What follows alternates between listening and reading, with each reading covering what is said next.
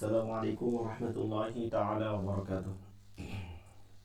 وعليكم السلام ورحمة الله وبركاته.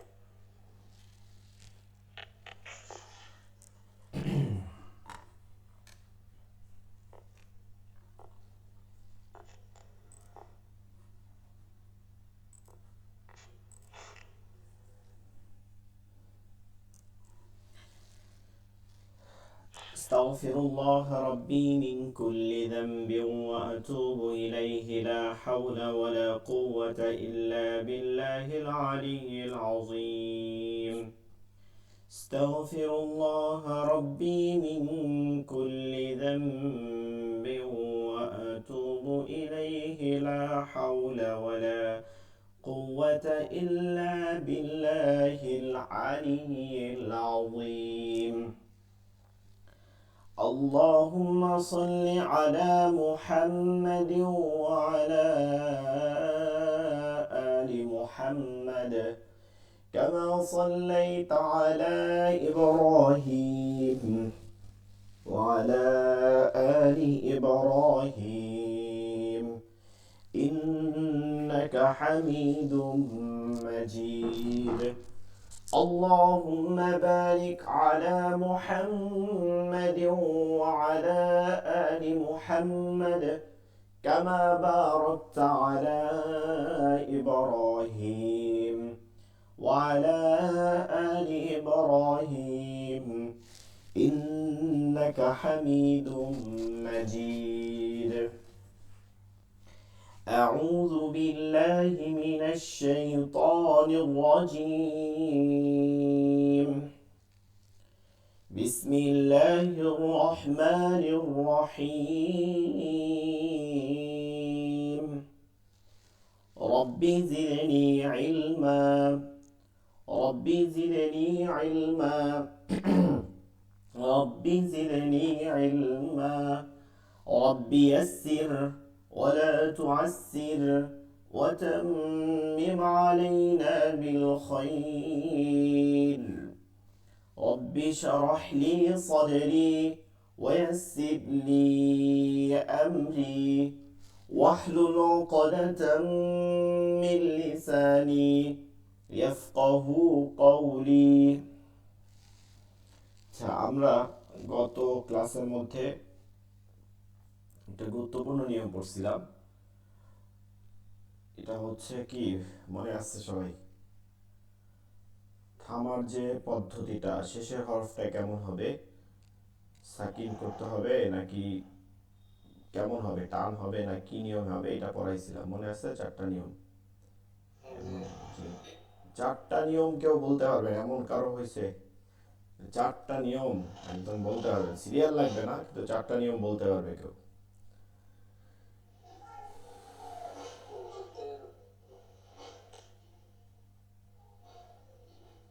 বলেন।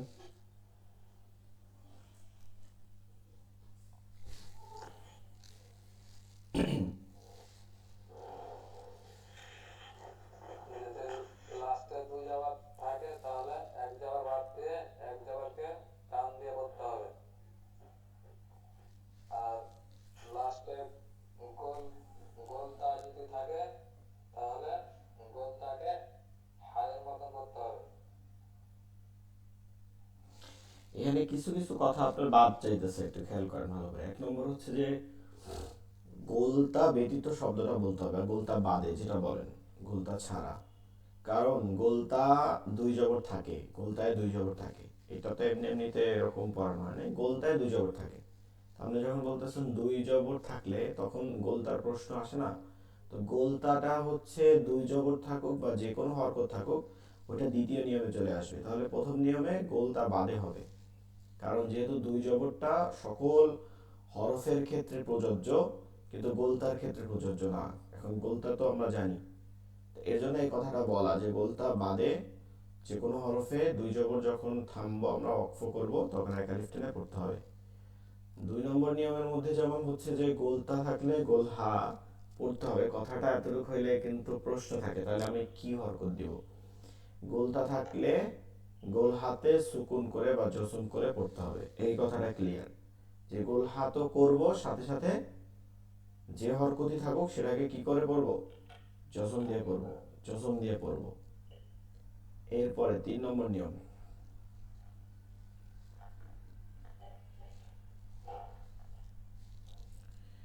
আচ্ছা 3 নম্বর নিয়ম, 4 নম্বর নিয়ম তো নাই। 4 নম্বর নিয়মে কি বলা হচ্ছিল, কেউ বলতে পারবেন?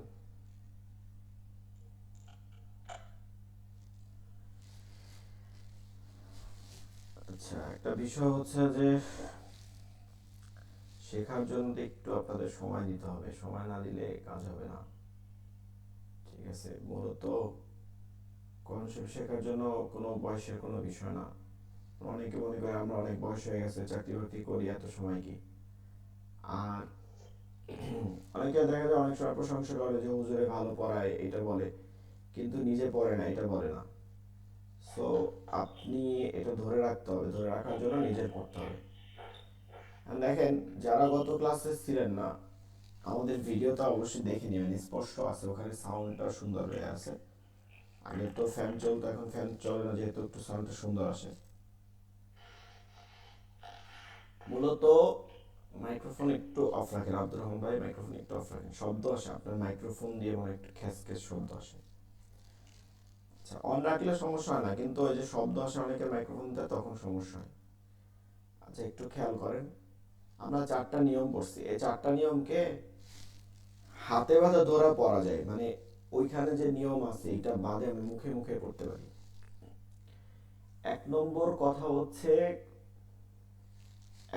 কথা, গোলতায় যে কোনো হরকত থাকুক, গোলতা আমরা চিনি, গোল হায়ের মতন 2 নোক্তা, এটা যে কোনো হরকত থাকুক, এটাকে গোলহা জজম দিয়ে সাকিন করে পড়তে হবে।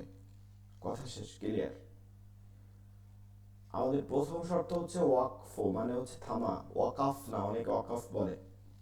ওয়াকফুন অর্থ হচ্ছে থামা, বিরতি। আমি যখন থামবো, বিরতি নিব, থামবো কোথায়? আয়াতের শেষে গিয়ে থামবো।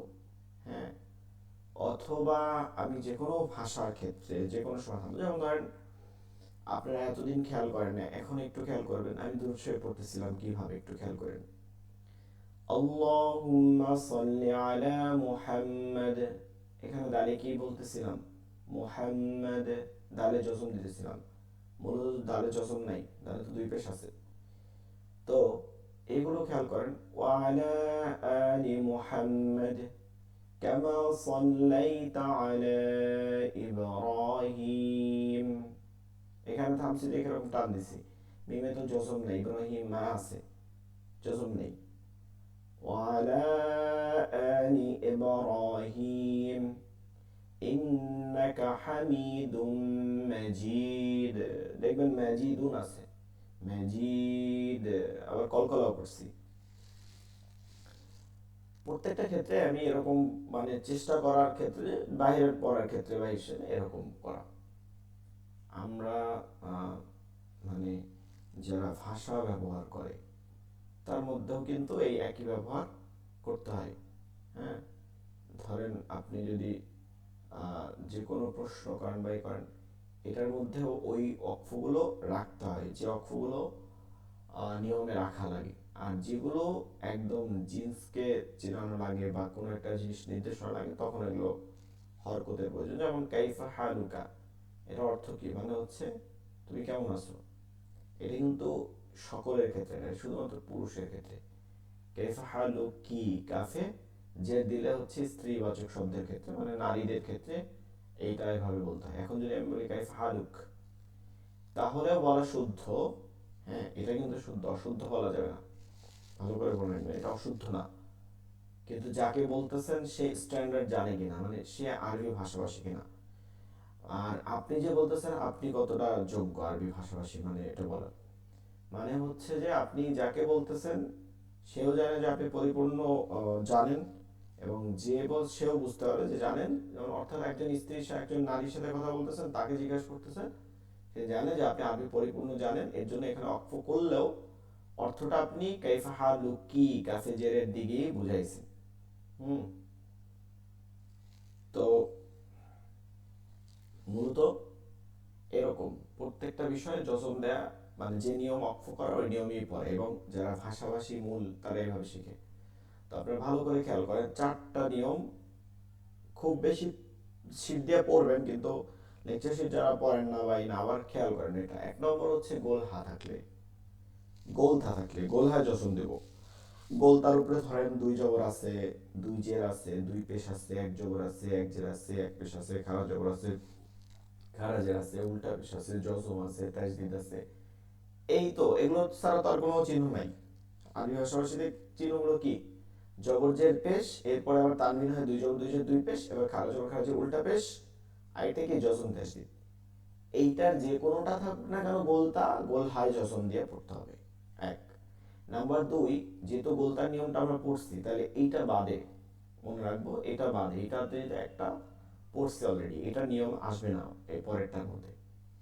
কোনোটার মধ্যে যাবে না, খেয়াল করবে, একটার মধ্যে যাবে না। গোলতা বাদে যে কোনো হরফ, অর্থাৎ আমি বলতে পারি আরবি 29 হরফ, এই 29 হরফের যে কোনোটায় 2 জবর যদি থাকে, এইটা 2 জবর যদি থাকে।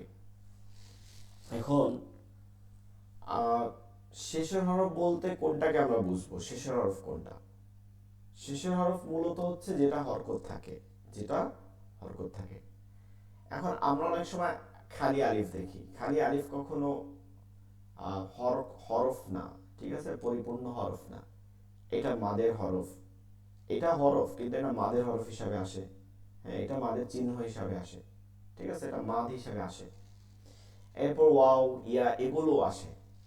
আপনারা একটা জিনিস খেয়াল করছেন যে অনেক সময় ইয়া লেখা হয় কখনো কখনো হরকত দ্বারা, মানে নুক্তা দ্বারা, কখনো কখনো নুক্তা ছাড়া।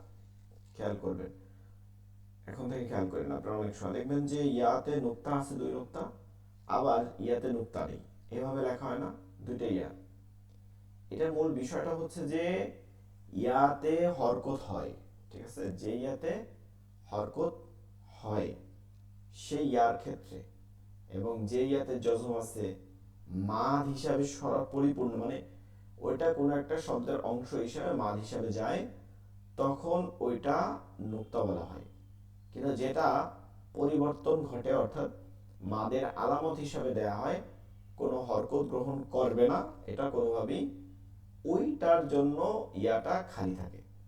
এখন আপনি শেষে দেখছেন মুসাম্মা, শেষে ইয়া আছে, এই ইয়াটা হইছে এই যে মাদ আমরা করব না, সামনে হচ্ছে যে মাদটা করতেছি মুসাম্মা, এই যে 2 জবরকে 1 জবরকে বাদে আরেক জবরকে আগে টানবো, এই কারণেই এখানে ইয়া দেওয়া হয়েছে।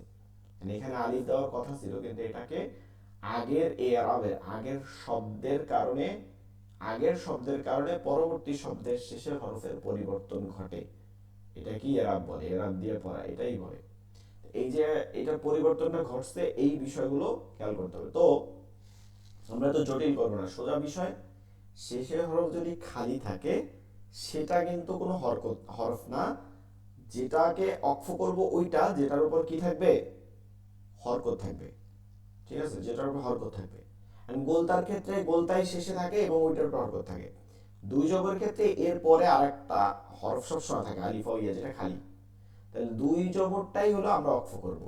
এই 2 জবরকে 1 আলিফ টেনে পড়তে হবে, ঠিক আছে, তানবিনকে 1 আলিফ টেনে পড়তে হবে, গেছে এটা, তানবিন উঠিয়ে দিয়ে 1 আলিফ করে পড়তে হবে, শুধু 2 জবর, 2 জের 2 পেশ না কিন্তু।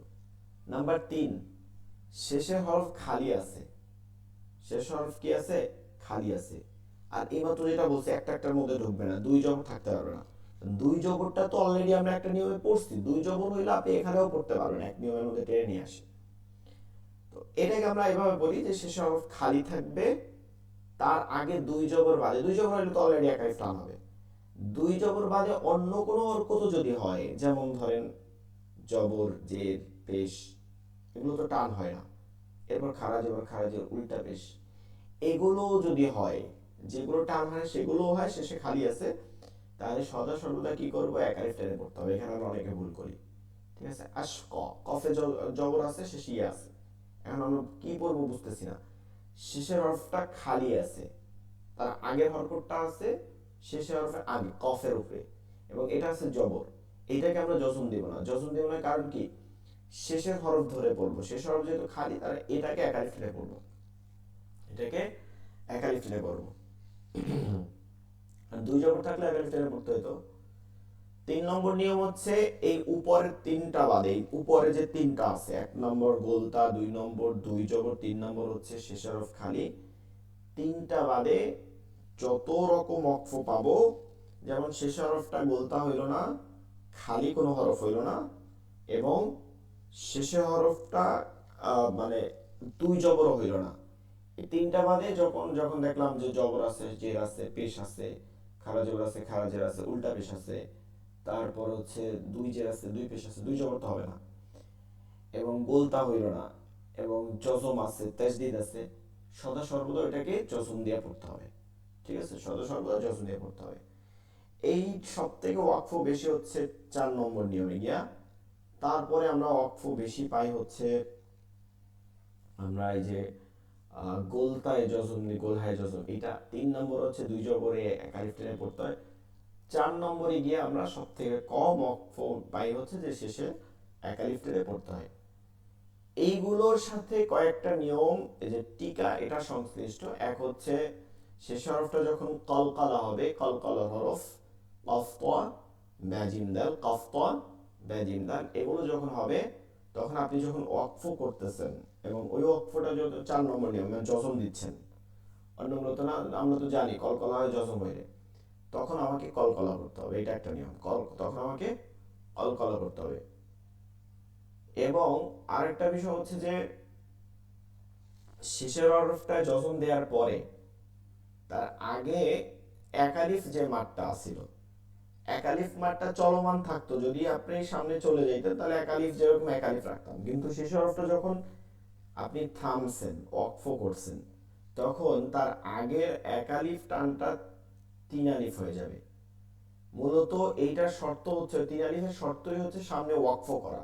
তো আপনি ওয়াকফ করছেন দেখে এটা 3 আলিফ হবে, ওয়াকফ না করলে চলে গেলে সামনে আয়াতের সাথে মিলাই পড়লে তখন ওয়াকফ 3 আলিফ হবে না। আরেকটা হচ্ছে লিনের হরফ দুইটা পড়ছিলাম, জবরের বাম্পার জজমালা ওয়াও, জবরের বাম্পার জজমালা ইয়া। একটা হচ্ছে তাড়াতাড়ি করতে হয়, দুইটা হচ্ছে নরম ভাবে, মানে চাপ না দেওয়া, এভাবে পড়তে হয়। যেমন বাও বাই তাও তাই, খাও খাই। এখন এটার পরেও, যেটা মাদের পরে বললাম, ওই যে একালিফ টানের পরে অক্ফ করলে 3 আলিফ হয়, যেহেতু ওটা এক আলিফ অলরেডি আছে, এটাকে পরিবর্তন করতে হলে আমাকে 3 আলিফে যাইতে হবে, কিন্তু লিনকে দ্রুত পড়তে হয়। এটাও যখন ওয়াকফ করবেন, শর্ত হচ্ছে এটাও সামনে যখন আপনি ওয়াকফ করবেন, সাকিন দিবেন পরের হরফটাকে, তখন এইটা যেহেতু টান নাই অলরেডি, এটা দ্রুত পড়তে হয়, এইখানে একালিফ করে পড়তে হবে, এটা মনে রাখবেন, এখানে একালিফ টান দিয়ে পড়তে হবে, এটা মাদ্দে লিন বলে। তো এই নিয়মগুলো আমাদেরকে খেয়াল করতে হবে। আমরা পরবর্তী লেকচার শিখে যাবো। এটা নিয়ে কারো কোনো আছে, কথা আছে?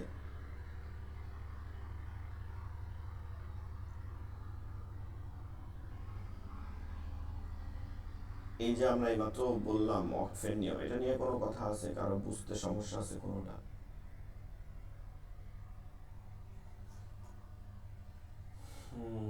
নাই মনে হয়, অথবা বুঝাইতে পারি না যে কোনো একটা।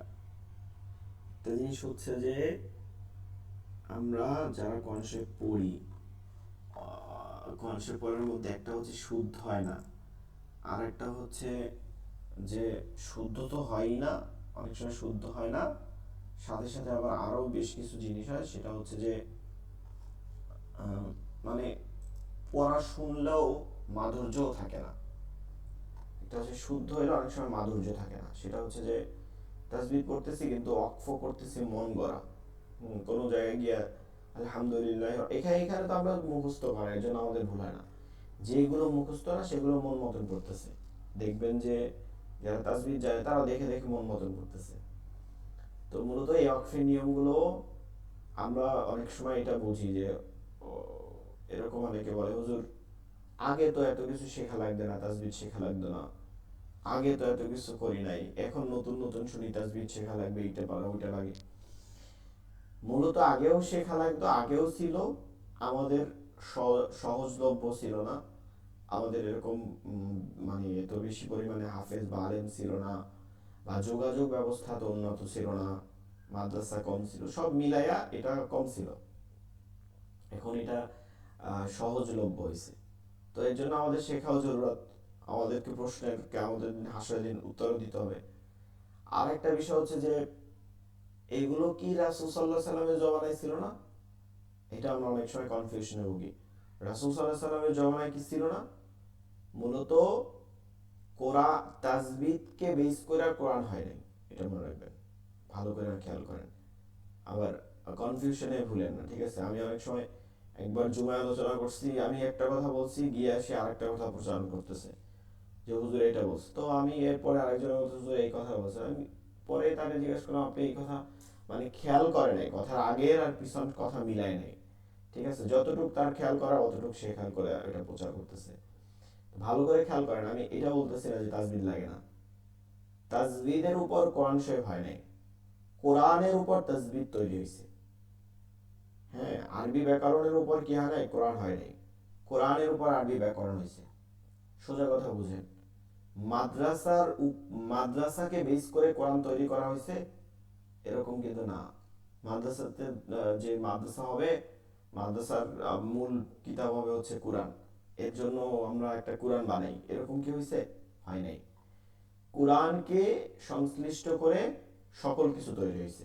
মাদ্রাসা হয়েছে, এই তাজবিদ হয়েছে, এই আরবি ব্যাকরণ তৈরি হয়েছে, এরপরে আমরা যে ধরেন ভাষা শিখি এর যে আগ্রহ, আরবি ভাষাভাষীর বাইরেও যারা আগ্রহ, কারণ কি কোরআন শিখবো এর জন্য, তো এইটাকে নিয়ে তাফসির হয়েছে। হ্যাঁ, কোরআনের উপর ভিত্তি করে তাফসির হয়েছে, তাফসিরের কয়েক প্রকারের হয়েছে তাফসির। তাফসির কিন্তু শুধু এক ধরনের না, তাফসির কয়েক প্রকার আছে। তো এগুলো হয়েছে। আবার কোরআনের ব্যাখ্যা জানতে গিয়ে হাদিস আসছে, এরকম বহুত কিছু। মূলত রাসূল সাল্লাল্লাহু আলাইহি ওয়াসাল্লাম যখন পড়ছেন তখন তিনি পড়ছেন, তার সাহাবারা কি করছেন? মুখস্থ করছেন।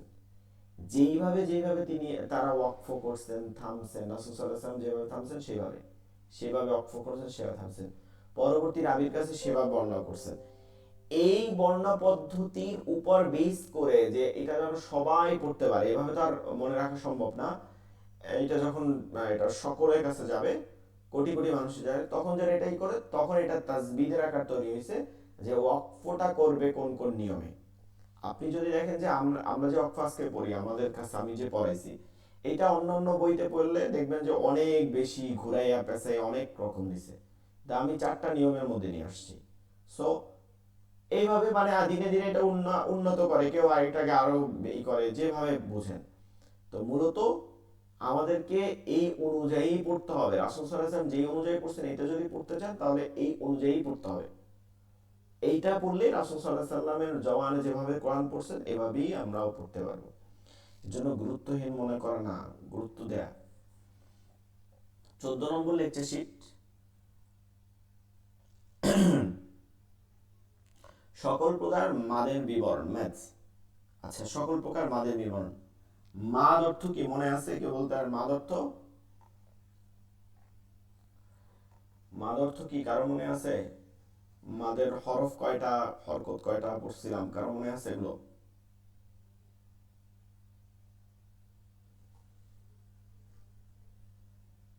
আচ্ছা,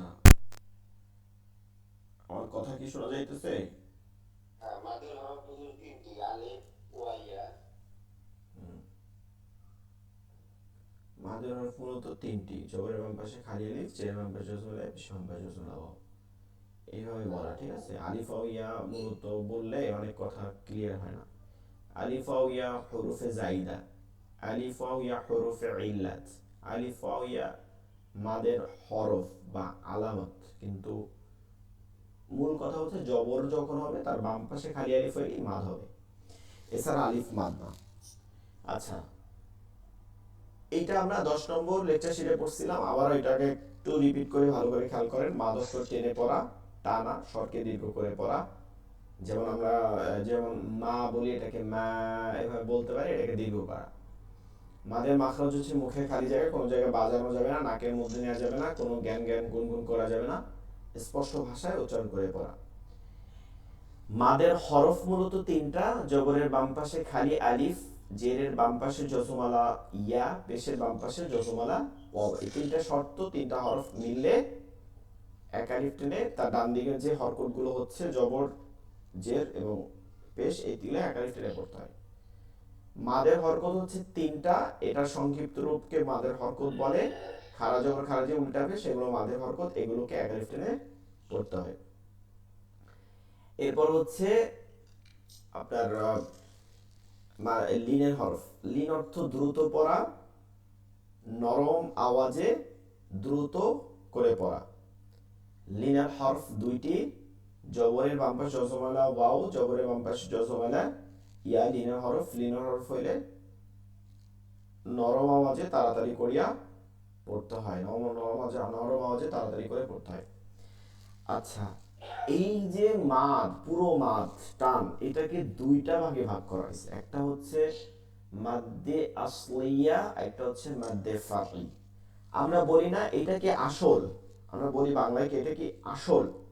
এই আসল এটা হচ্ছে আরবি থেকে এসেছে। এই আসল শব্দটার, আমরা তো জানি যে বাংলা শব্দ কয়েকটা প্রকার আছে, তাই না? তৎসম, তদ্ভব, অর্ধ তৎসম, তৎসম, অর্ধ তৎসম, তদ্ভব, দেশি বিদেশি, এরকম পড়ছেন না আপনার বাংলা ব্যাকরণে? তো দেখবেন যে ওখানে দেশি আর বিদেশি কথা আছে। যেমন আমরা বলি যত কথা, আদালত, আইন, এগুলো কিন্তু আরবি উর্দু শব্দ থেকে আসছে। টুপি, রোজা, নামাজ। অনেকে এরকম এখন বলি যে নামাজ বললে ভুল হইবে, সালাত বলতে হইবে। তারপর হচ্ছে রোজা বললে ভুল হইবে, রমাদান বলতে হইবে, সিয়াম বলতে হবে। না, এই ধরনের কোনো কথা নেই। আসলে যে কোনো ভাষা আমরা বলতে পারি, ওইটা মূল বিষয়টা বুঝতে হবে, এটা কোনো ভুল হয় না। নামাজকে সলাৎকে নামাজ, সলাৎ হচ্ছে আরবি শব্দ, এটাও আরবি। আর বাংলা যদি বলতে চান, যদি আপনি বাংলা ভাষায় বলতে চান, তখন কি হবে? প্রার্থনা। এইটা এটা হচ্ছে ভাষা ভিত্তিক ইয়ে। তো একটা জিনিস খেয়াল করবেন, আসল মানে হচ্ছে আসল, মূল। তো মাদ্দে আসলিয়া মানে হচ্ছে মূল মাদ, যার যার বেসিক্যালি সে মাদ হিসাবে আসে, মানে একদম তৈরি হয়ে আসে, তার কারো প্রয়োজন হয় না, কারো হেল্পের প্রয়োজন হয় না, এটাকে মাদ্দে আসলি বলে। মাদ্দে ফারঈ ওই মাদগুলো যেগুলো আসলের প্রয়োজন হয়, আসল না হইলে সে ফারঈ হইতে পারে না। আবার আর একটা ভালো করে খেয়াল করেন, একটা বিল্ডিং, এই কথা বলছিলাম, একটা বিল্ডিং এর বেস বা নিচ তলা না হইলে 3 4 5 তলা হইতে পারে? পারে না কিন্তু। নিচতলা না হলে 3 4 5 6 তলা এটা হইতে পারে না, নিচতলা প্রয়োজন আছে। এর পরের গুলো আপনি হবে। তো এই নিচতলাটা হচ্ছে আসল মাদ, পরের গুলো হচ্ছে মাদ্দে ফারঈ। এখন এইটাই বুঝেন, নিচতলা হচ্ছে এক আলিফ মাদ। আরো ক্লিয়ার করি, নিচতলা হচ্ছে এক আলিফ মাদ, আসল মাদ এক আলিফ। এর কারো প্রয়োজন হয় না, এ নিজে নিজে তৈরি হয়। একে আপনি বাদ দিলে হরফ বাদ হয়ে যাবে, ওই শব্দ বাদ হয়ে যাবে, শব্দের অর্থ পরিবর্তন ঘটে যাবে। এখান থেকে, এইটা থেকে 3 আলিফ ও 4 আলিফ, 3 তলা ও 4 তলা হবে। এইটা তাহলে আমি কি বুঝতেছি, নিচতলার প্রয়োজন আছে, নিচতলা বাদ দিয়ে পারবো না। তাহলে যেই মাত্রার মধ্যে 3 4 আছে, সেই মাঠে আগে আমাকে কি খুঁজতে হবে? বলেন দেখি এবার, কি খুঁজতে হবে? আপনারা আমার কথা শুনতেছেন কিনা দেখি। এক আলিফ খুঁজতে হবে। এক আলিফ না হলে 3 4 হবে না, হবে না, হবে না। কিন্তু এক আলিফ খুঁজতে কি 3 4 লাগবে? লাগবে না। এক আলিফ মাত্র এক আলিফ হবে। এইটাই হচ্ছে মাদ্দে আসলি, মাদ্দে ফারঈ।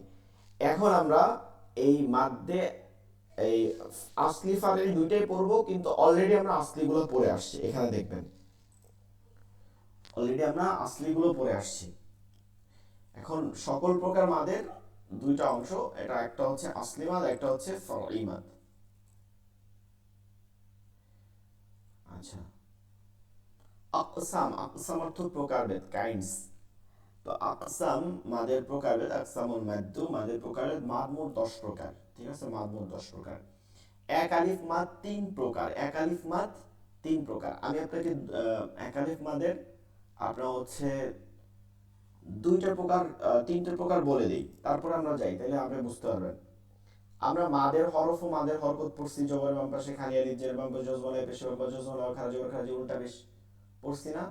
এটা একটা প্রকার, এটাকে মাদ্দে তবাই বলে, এর নাম আছে মাদ্দে তবাই, মাদ্দে তবাই। এটা একটা প্রকার, মানে কোনো পরিবর্তন ঘটে না। আপনি যেটা মাদের হরফ মাদের হরকত পড়ছেন ওইটার নামই হয়েছে কি মাদ্দে। ও আগে শিশু ছিল, এখন ওর নাম হয়েছে যে এটার নাম হচ্ছে অমুক। ঠিক আছে, জন্মের পরে শিশু থাকে এটার নাম হয়েছে এটা। এর পরেরটা মাদ্দে একাধিক মাদ তিন প্রকার, একটা হয়েছে 2 নম্বর মাদ্দে বদল, বাদল বাদলুন, মাদ্দে বদল, কথার মধ্যেই বাদল আছে মানে পরিবর্তন ঘটানো। যেই মাঠটা আপনি মাদ্দে তবাই পড়ছেন ওইটা একটা হরফ বাদে হবে, সেটা হচ্ছে হামজা। কোনটা? হামজা।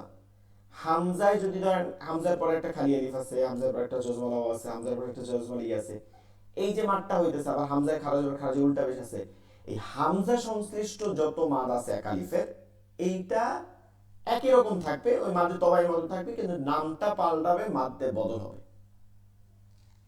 আমার কথা আপনার মানে খেয়াল খেয়াল করবেন, খুব সহজ। একালিফ মাদকে 3 আলিফ বলবো 28 হরফের ক্ষেত্রে।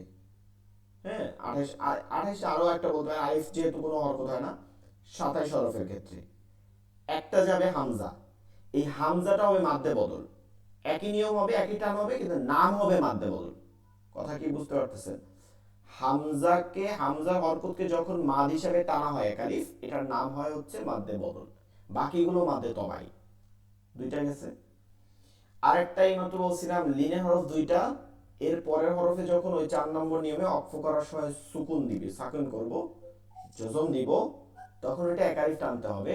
যেমন খাউফ, বেইত, এই যে একালিফ টানছি এটা লিনকে এখন এই যে টানছি, টান টান হচ্ছে মাদ, তা লিনের আগে নাম যোগ করে দেবো মাদ্দে লিন, এটা হচ্ছে লিন না শুধু, এটা কি লিন তো দ্রুত পড়া, এটা হচ্ছে মাদ্দে লিন, যে লিনটাকে আবার একালিফ টেনে পড়তে হবে। তাহলে এই একালিফ মাদ 3 প্রকার আমাদের শেষ, থাকলো মাত্র 7টা। বেশি জটিল না, কিন্তু ইজি ভাবে ভাবলে আপনি সহজ। পরেরটা হচ্ছে 3 আলিফ মাদ 2 প্রকার, 3 আলিফ মাদ 2 প্রকার, এটাকে আরো একটা বলে। 1 নম্বরে যে আমরা একটা বলছিলাম যে মাদের হরফের বা হরকতের পরে যখন আমরা এই যে অক্ফ করছি, তখন এই একালিফ মাদের পরে যখন আমি অক্ফ করছি, একালিফ মাদের পরে যখন আমি অক্ফ করলাম, ওই একালিফকে আর একালিফ রাখা যাবে না, ওটাকে 3 আলিফ টানতে হবে, এটাকে বলে মাদ্দে আরিজি। আরি জি মূলত দত, মাদ্দে আরিজি। তো মাদ্দে আরিজি জদ উচ্চারণ করে, মাদ্দে আরিজি মূলত হচ্ছে যে পরিবর্তনের কারণে এর রূপটা পরিবর্তন হয়ে গেছে। এটা আমরা সব থেকে বেশি পড়ি, আলহামদুলিল্লাহ রব্বিল আলামিন। মি না ছিল, যখন মনে আপনি যজন দিছেন, আপনি দেখেন এখানে গোলতা নাই, 2 জবর নাই, শেষের হরফটা হচ্ছে খালি নাই, নুন আছে, তারপরে এইটার উপরে আপনি যখন ওয়াকফ করছেন যজন দিছেন, তখন তার আগে যে মি আসিল একালিফ টান, ওই মিটা তখন 3 আলিফে পরিণত হবে, এটার নাম হচ্ছে মাদ্দে আরিজি। ঠিক আছে। আরেকটা মাদ হচ্ছে 3 আলিফ মাদের আরেকটা প্রকার হচ্ছে, এই একালিফ মাদগুলো থাকতে হবে, বললাম না বেস সবগুলো একালিফ থাকবে, মাদের হরফ মাদের হরকত থাকবে, এর পরের হরফটা, পরের যে এটা পরের যে হরফটা, সেটা লম্বা হামজা হবে। এখন আপনি বলতে পারেন যে হামজা তো একটা, হামজা আবার লম্বা হয় কেন? আমরা মূলত হামজা একটাই, কথা এটা ঠিক আছে, আপনার এই কথা আপনাদের কথা এটা ঠিক হবে যে হামজা একটা, কিন্তু আমরা দেখি না যে হামজাকে 2 ভাবে লেখা হয়। বলতে পারেন আরেক ভাবে লিখি, কোন ভাবে? একটা তো গোল লিখি, আরেকটা কোন ভাবে লিখি? আমি পড়ানোর সময় পড়াইছি, কিন্তু কোনো কিছু বাদ দেই নেই, বলতে পারবেন না। আমি বলছিলাম মনে আছে কিনা, বলেন কেউ একটা, যে হামজাকে আরেক ভাবে লেখা হয়। বলেন, যেটা মনে আসে, ভুল হয় বলো, বলেন কার কি মনে আছে? নাজিবুল ইসলাম ভাই, ওবায়দুর রহমান ভাই, একজন বলেন দেখি। ওয়াকিবুল ইসলাম ভাই,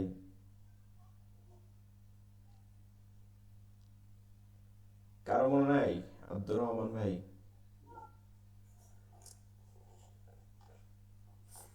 একটা বলছিলাম মনে আছে আলিফের মতন লেখা হয়, এখন মনে আসে দেখেন তো। আলিফের মতন মানে আলিফকে জবরজের পেশ দেয়, ওটা হামজা, এরকম বলছিলাম মনে আছে? এটা বলছিলাম জি। তো ওইটা লেখা হয় কখন? শব্দের শুরুতে। ওই হামজাটা লেখা হয় শব্দের শুরুতে, দেখা সৌন্দর্যের জন্য। মূলত ওটাও তো হামজা, মানে গোল হামজাই নির্দেশনা করি, কিন্তু ওটা আলিফের মতন। তো এটাকে আমরা লম্বা হামজা বলতে পারি না, যেহেতু আলিফের মতন, অথবা আলিফ হামজা বলতে পারি। যেটা বলি, আলিফ তো মূলত হরকত গ্রহণ করে না, কিন্তু যেটা করে এটা কি আলিফের মতন হামজা বা লম্বা হামজা বলতে পারি, সহজ। তো হামজাকে আমরা দুইটা ভাগে ভাগ করবো, একটা হচ্ছে গোল হামজা, এটা দিয়ে একটা মাদ হবে, আর একটা লম্বা হামজা। সোজা কথা, এক আলিফ মাদ যেটা পাইছেন, মাঝে হরফ এবং মাঝে হরকত, পরের হরফটা যদি আপনি লম্বা হামজা দেখেন, এখন এইটাকে আমরা অনেক ভাবে নিতে পারি। দেখেন আপনারা পড়ছেন এরকম, আহ, শব্দের উপরে, মানে কালিমার মধ্যে মধ্যে হরফের পরে, সব কালিমার মধ্যে মধ্যে হরফ পরে আপনার লম্বা হামজা থাকিলে এবং উপরে চিকন চিহ্ন থাকিলে তিন আলিফ টেনে পড়তে হয়। চিকন চিহ্ন এভাবে পড়াইছে। মূলত আমরা এই যে চিকন চিহ্ন আর লম্বা চিহ্ন, গোল মানে মোটা চিহ্ন, এই দুটাকে আগে বলি। আমরা ট্রাফিক সাইন দেখি না, রাস্তায় ট্রাফিক সাইন, সেইখানে লেখা থাকে মানে ডানে মোড়, বামে মোড়, আবার হচ্ছে টার্ন লেফট, টার্ন রাইট, এভাবে লেখা থাকে। তার আগে একটা উপরে সাইনও দেওয়া থাকে যে এই দিকে যান, এই দিকে যান, এভাবে দেখে। এখন যে এডুকেটেড সে কিন্তু এভাবে চিন্তা করে যে ওইখানে মানে যে ক্লাস সিক্সেও পড়ে, ফাইভে ফোরে সিক্স পড়ে, সে কিন্তু ওটা পড়তে পারে যে এটা বামে ঘুরতে বলছে, এটা পড়তে পারে। কিন্তু তারপরেও কেন এইদিকে এনে দেয়, এটা কিন্তু অনেকগুলো কারণ আছে। একটা হচ্ছে যে যে লোকটা মেইন হচ্ছে একদম পড়াশোনা করে না, ড্রাইভারদের মধ্যে অনেক দেখা যায় একদম পড়াশোনাই করে নাই, ছোটবেলা থেকে মানে হেল্পার করছে, এরপর গাড়ি চালাইছে, এই হয়েছে। আচ্ছা, এটা তার যোগ্যতা। এখন সে তো ওটা পড়তে পারে না, কিন্তু তার তো যোগ্যতা সেখানেই করতে পারে। তখন সে কি করবে, ওইটা দেখবে যে কোন দিকে যাচ্ছে, এই দিক হিসাবে সে যাবে।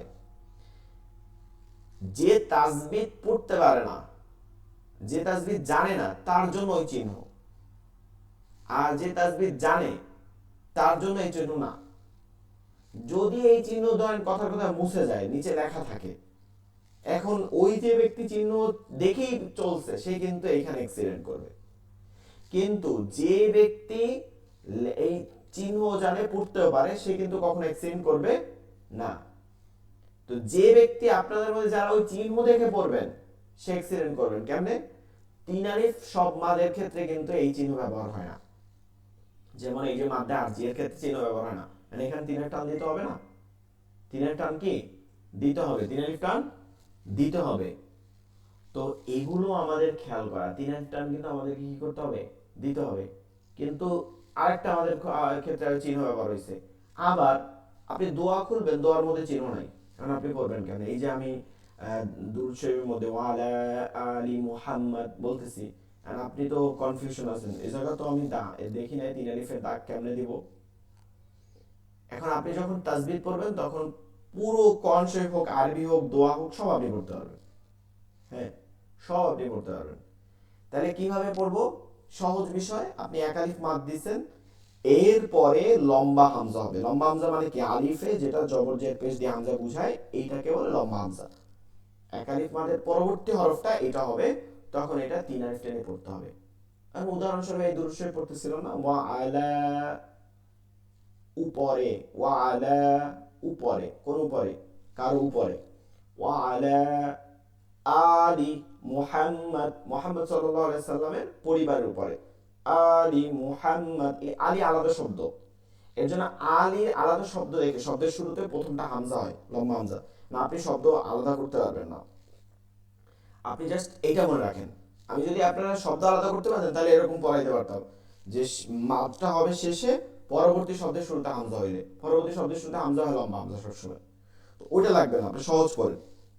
কনসের মধ্যে আসেন, কুল ইয়া আইয়ুহাল কাফিরুন, এই যে ইয়া আইয়ুহাল, এই ইয়া এক শব্দ, হরফে নিদা, ইয়া, এবার আইয়ুহাল, হ্যাঁ, আইয়ু, এই যে আইয়ুর হামজাটা হইছে, এটা লম্বা হামজা আছে, দেখবেন আলিফে জবর জের পেশ আছে। তো এইটা থাকার কারণে ওই এক আলিফকে তিন আলিফ টেনে করতে হবে, ইয়া আইয়ুহাল। লা আ'বুদু, এখানে দেখেন লা, লাম খালির জন্য লা আমাদের হরফ হয়েছে, জবরের অংশ খালি আলিফ। এরপরে আ'বুদু, লম্বা হামজা হয়েছে, এটা আলাদা শব্দ। লা অর্থ হচ্ছে না, এটা তো আলাদা শব্দ, এটা আপনারা জানেন বাংলায় না। আ'বুদু ইবাদতকারী নয়, হ্যাঁ, আব্দুন থেকে আবুদু, মানে আমি আবাদতকারী নয়।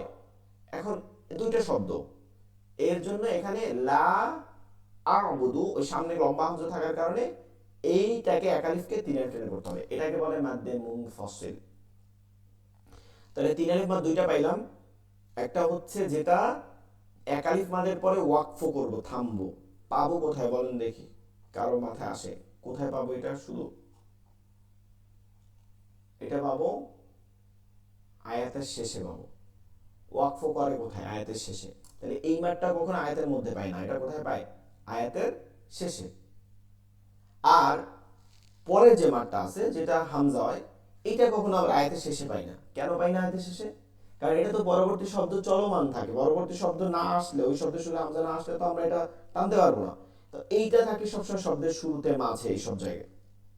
লা আ'বুদু মা তা'বুদুন, একটা উদাহরণ রাখেন।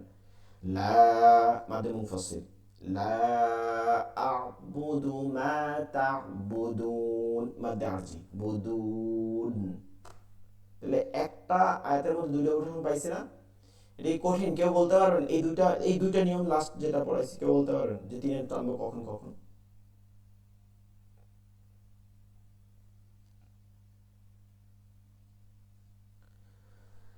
পারবেন আপনাদের মধ্যে কেউ তিন আলিফ টানবো কখন কখন?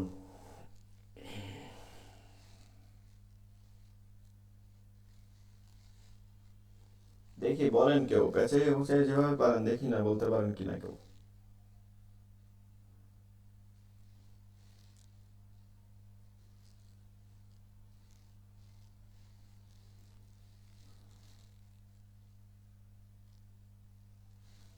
আচ্ছা, তাহলে আপনারা মানে বুঝতে পারেন না নাকি?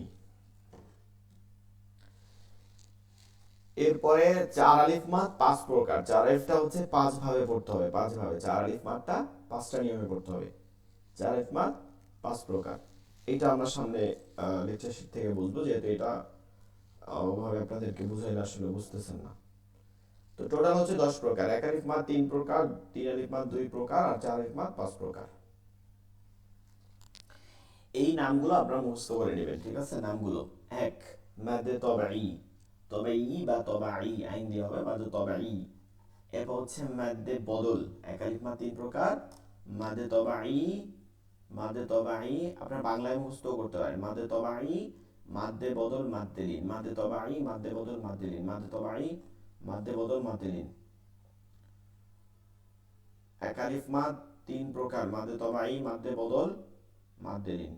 তিন আলিফ মাদ 2 প্রকার, মাদ্দে আরিজি, বাংলা পড়েন, মাদ্দে আরিজি, মাদ্দে মুনফাসিল, মাদ্দে আরিজি, মাদ্দে মুনফাসিল, মাদ্দে আরিজি, মাদ্দে মুনফাসিল। চার আলিফ মাদ 5 প্রকার, চার আলিফ যে টানটা হবে সেটা 5 প্রকার। চার আলিফ মাদ 5 প্রকার। এক আলিফ মাদের পরিমাণ কতটুকু কেউ বলতে পারবেন? চার আলিফ মাদ 5 প্রকার। চার আলিফ মাদ 5 প্রকার: মাদ্দে লাজিম কালমি মুখাফফাফ, মাদ্দে লাজিম কালমি মুখাফফাফ, মাদ্দে লাজিম কালমি মুসাক্কাল, মাদ্দে লাজিম কালমি মাদ্দে লাজিম কালমি মুখাফফাফ প্রথমটা, মাদ্দে লাজিম কালমি মুসাক্কাল, মাদ্দে লাজিম হারফি মুসাক্কাল, মাদ্দে লাজিম হারফি মুখাফফাফ। মাদ্দে মুত্তাসিল, শেষেরটা হচ্ছে মাদ্দে মুত্তাসিল, মাদ্দে মুত্তাসিল। আচ্ছা, এটার একটু শব্দ ব্যাখ্যা করলে আপনারা বুঝতে পারবেন। প্রত্যেকটা শব্দের মধ্যে মাদ আছে, এটা মুখস্থ করা সহজ। মাদ, আমি আপনাদের কাছ থেকে 10 প্রকার মাদের নাম কিন্তু আগামী ক্লাসে নিব। মাদ, প্রত্যেক শব্দের মধ্যে মাদ আছে। প্রথম 4টার মধ্যেই লাজিম আছে। মূলত এখানে 5টা মাদের মধ্যে লাজিম, মানে 5টা মাদ হচ্ছে ওয়াজিব। লাজিম শব্দের অর্থ ওয়াজিব, মাদে লাজিম। এখানে দেখবেন কালমুন, কালিমাতুন থেকে, কালিমাতুন থেকে শেষে ইয়া যোগ আছে, কালমি। আবার হারফুন থেকে হারফি, এভাবে ইয়া যোগ আছে। ইয়া যোগে মানে হচ্ছে মধ্যে, ইয়া যোগে মানে বুঝায় কি, যে কোনো কিছু শব্দের মধ্যে, হ্যাঁ, বাইতি ঘরের মধ্যে, এর মধ্যে বোঝাতে ইয়া ব্যবহৃত হয়। তো দেখেন, মাদ্দে লাজিম যে মাদটা ওয়াজিব কালমি শব্দের মধ্যে হওয়ার কারণে, হারফি হরফের মধ্যে হওয়ার কারণে, বর্ণের মধ্যে হওয়ার কারণে। কিভাবে বর্ণের মধ্যে হয় বুঝাবো আমি। মুসাক্কল মুসাক্কাল, মুখাফফাফ, এটা হচ্ছে মুসাক্কাল, এইটা হচ্ছে মূল নাম। মুসাক্কাল মানে মুশাদ্দাদ, তাজদীদ হওয়ার কারণে, মুসাক্কাল মানে কি তাজদীদ হয়ে যাওয়া, দ্বিত্ব হয়ে যাওয়া। মুখাফফাফ মানে একবার হয়ে যাওয়া, থেমে যাওয়া, মুখাফফাফ। তাহলে মুসাক্কাল আর মুখাফফাফ। তাহলে আমরা এটাকে ভেঙে পড়তে পারি। প্রথমটা মাদ্দে লাজিম কালমি মুসাক্কাল, যেই মাত্রা ওয়াজিব কালমি শব্দের মধ্যে মুসাক্কাল তাজদীদ আসার কারণে চার আলিফ টানা ওয়াজিব। মাদ্দে লাজিম কালমি মুখাফফাফ, যেই মাত্রা চার আলিফ টানা ওয়াজিব শব্দের মধ্যে যখন জজম হয় থামি যার উপরে। এরপর হচ্ছে মাদ্দে লাজিম হারফি মুসাক্কাল, যেই মাত্রা টানা ওয়াজিব ওয়াজিব থাকে, চার আলিফ টানা ওয়াজিব থাকে হরফের মধ্যে তাজদীদ আসার কারণে। আর মাদ্দে লাজিম হারফি মুখাফফাফ, যেই মাত্রা হরফের মধ্যে হরফের মধ্যে জজম আসার কারণে এটাকে চার আলিফ টানা ওয়াজিব। মাদ্দে মুত্তাসিল, মাদ্দে মুত্তাসিল, মুত্তাসিল জিনিসটাকে আমরা মুনফাসিলের সাথে মিলাবো সবসময়। মনে আছে তিন আলিফ মাদের দ্বিতীয় প্রকার মুনফাসিল, মুত্তাসিল, মুনফাসিল, মুত্তাসিল। মুনফাসিল হচ্ছে লম্বা হামজা, আর মুত্তাসিলের চিহ্ন হচ্ছে গোল হামজা, আর কিছু নেই, মানে গোল হামজা হওয়া। ঠিক আছে, গোল হামজা হইলে চার আলিফ হয়, তাই লম্বা হামজা হইলে একই, ওই এক আলিফ মাদের পর লম্বা হামজা হইলে তিন আলিফ, গোল হামজা হইলে চার আলিফ, এই তফাৎ এতটুকু। আর গোল হামজা হয় সবসময় শব্দের মধ্যে, একই শব্দের মধ্যে। তো এই হচ্ছে টোটাল মাদের নাম। আমি কিন্তু আগামী ক্লাসে আপনাদেরকে অবশ্যই জিজ্ঞাসা করব, মনে রাখবেন মাদ মোট কত প্রকার। মাদ মোট কত প্রকার? 10 প্রকার। মাদ মোট 10 প্রকার। 10 প্রকার। মাদ মোট 10 প্রকার। এক আলিফ মাদ কয় প্রকার? 3 প্রকার।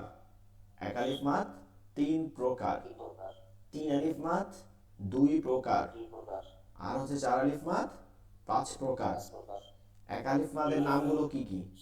মাদ্দে তবাই, মাদ্দে বদল, মাদ্দে লিন। বাংলা মুখস্থ করেন, কিন্তু মুখস্থ করাটা জরুরি। মাদ্দে তবাই, মাদ্দে বদল, মাদ্দে লিন। 3 আলিফ মাদ 2 প্রকার, মাদ্দে আরিজি, মাদ্দে মুনফাসিল। মাদ্দে আরিজি, মাদ্দে মুনফাসিল। 4 আলিফ মাদ 5 প্রকার, মাদ্দে লাজিম কালমি মুসাক্কাল, মাদ্দে লাজিম কালমি মুখাফফাফ, মাদ্দে লাজিম হারফি মুসাক্কাল, মাদ্দে লাজিম হারফি মুখাফফাফ, মাদ্দে মুত্তাসিল। টেকনিক করে মুখস্থ করলে এগুলো মুখস্থ হয়ে যাবে। তবাই বদল লিন, সবগুলো আগে মাদ আছে। তবাই বদল লিন, আরজি মুনফাসিল, হ্যাঁ, কালমি মুসাক্কাল, কালমি মুখাফফাফ, হারফি মুসাক্কাল, হারফি মুখাফফাফ, মুত্তাসিল। আর তো বাকি মাদে লাজিম সবগুলোর মধ্যে থাকে প্রথম চারটার মধ্যে। তো একটু কয়েকবার পড়লে এটা মুখস্থ হয়ে যাবে। এটা ছোটদের জন্য অনেক কঠিন, কিন্তু বড়দের জন্য কঠিন না। তাহলে আমরা এখন বিস্তারিত যাই। মাদে তবাই, মাদে তবাই কাকে বলে এটা দেখেন। এটা অলরেডি আমি আলোচনা করছি, আপনারা এইভাবে আলোচনা করবেন। মাদের হরফ, মাদের হরফ হলে তার ডান দিকের হরকতকে এক আলিফ টেনে পড়তে হয়। মনে আছে এটা পড়ছিলাম, জবর আমজা খালিল জের আমজা পেশ আমজা জজমা লাওয়া। এরপর বলছিলাম মাদের হরফ হলে তার ডান দিকের হরকতকে এক আলিফ টেনে পড়তে হয়। এই যে মাদের হরফ 2 নম্বর, 2 নম্বর খারা জবর খারাজে উল্টা পেশকে এক আলিফ টেনে পড়তে হয়।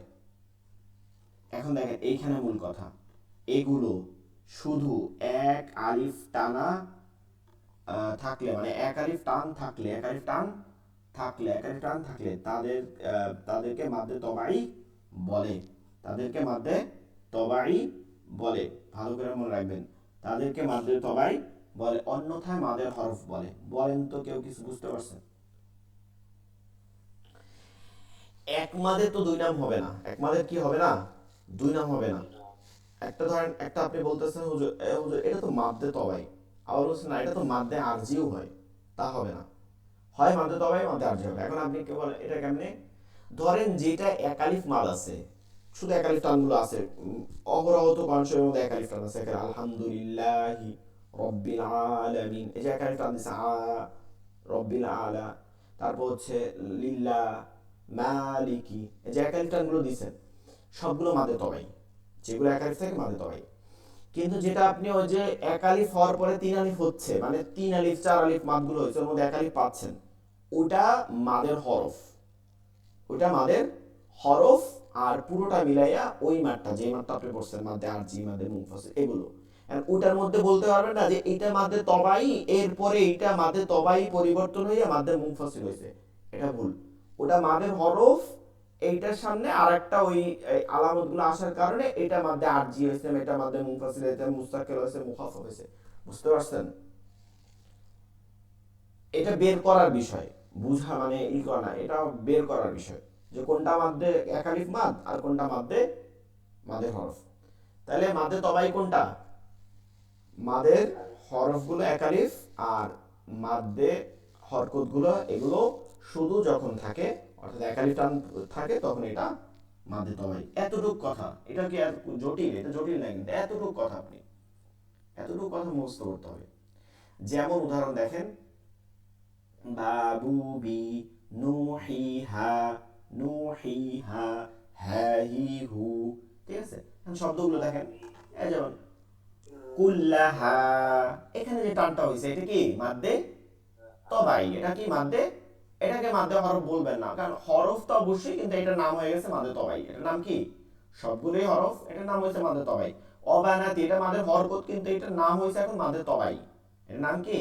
মাদ্দে তবাই। ইয়াকুনুনা, এই যে কুনু, এগুলো সব কি মাদ্দে তবাই। কিন্তু আপনি তো বলতে পারেন পেশা বাম্পে জজমা মাদের হরফ, হ্যাঁ মাদের হরফ, কিন্তু এটার নাম এখন মাদ্দে তবাই। এর নাম কি? মাদ্দে তবাই। ওমা কানু, এখানে দেখেন এটা কি মাদ্দে, সবগুলো মাদ্দে তবাই। মাদ্দে বদলে যে মাদ্দে বদল, শুধু শুধু হামজার সাথে যে একালিফ টান দেওয়া হয়, টেনে যে মাদ পড়া হয়, তাকে মাদ্দে বদল বলে।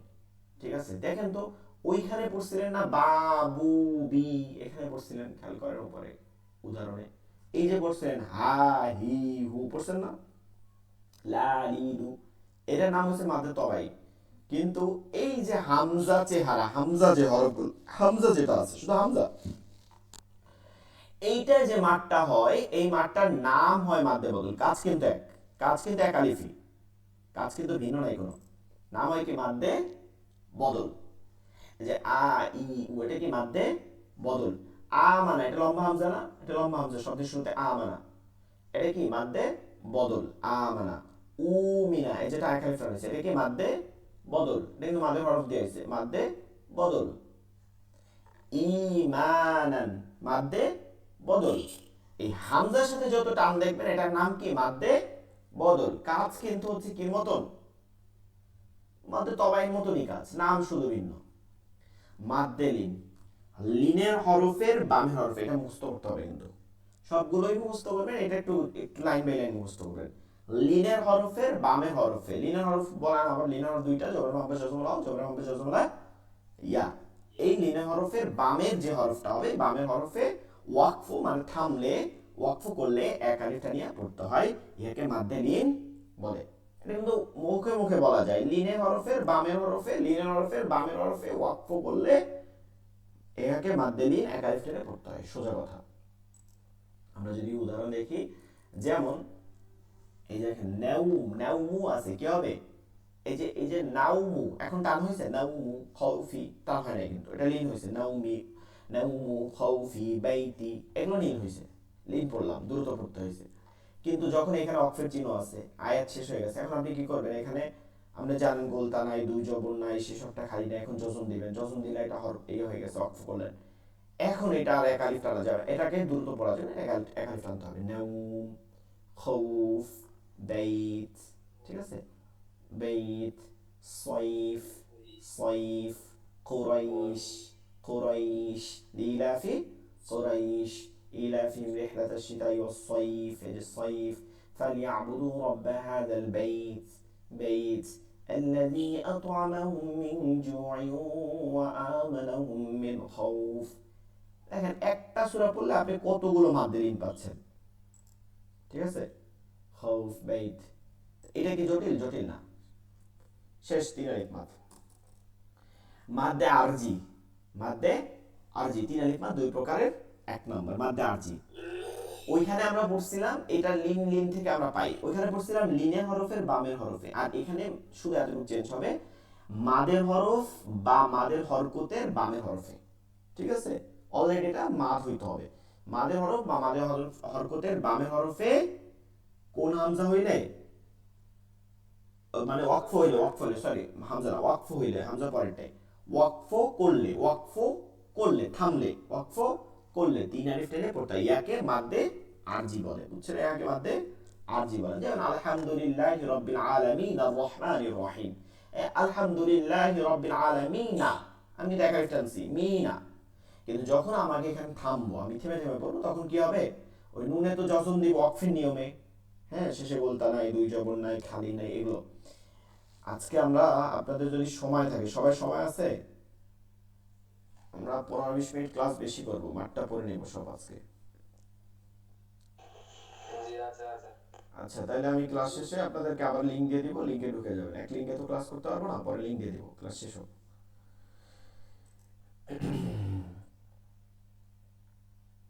কি হলো? আচ্ছা, যে বিষয়টা বলতেছিলাম, যে আমরা যখন থামতেছি তখন এটা এক আলিফটা 3 আলিফ হবে।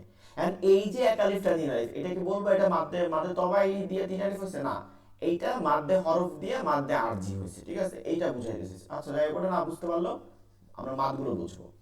আর রহমানির রহিম মালিকি ইয়াউমিদ্দিন পড়া যায়, কিন্তু কিন্তু আমি যখন থামবো, আর রহমানির রহিম, হিমি, মিমে যখন দিছি, এখন হিটা কয় আলিফ হবে?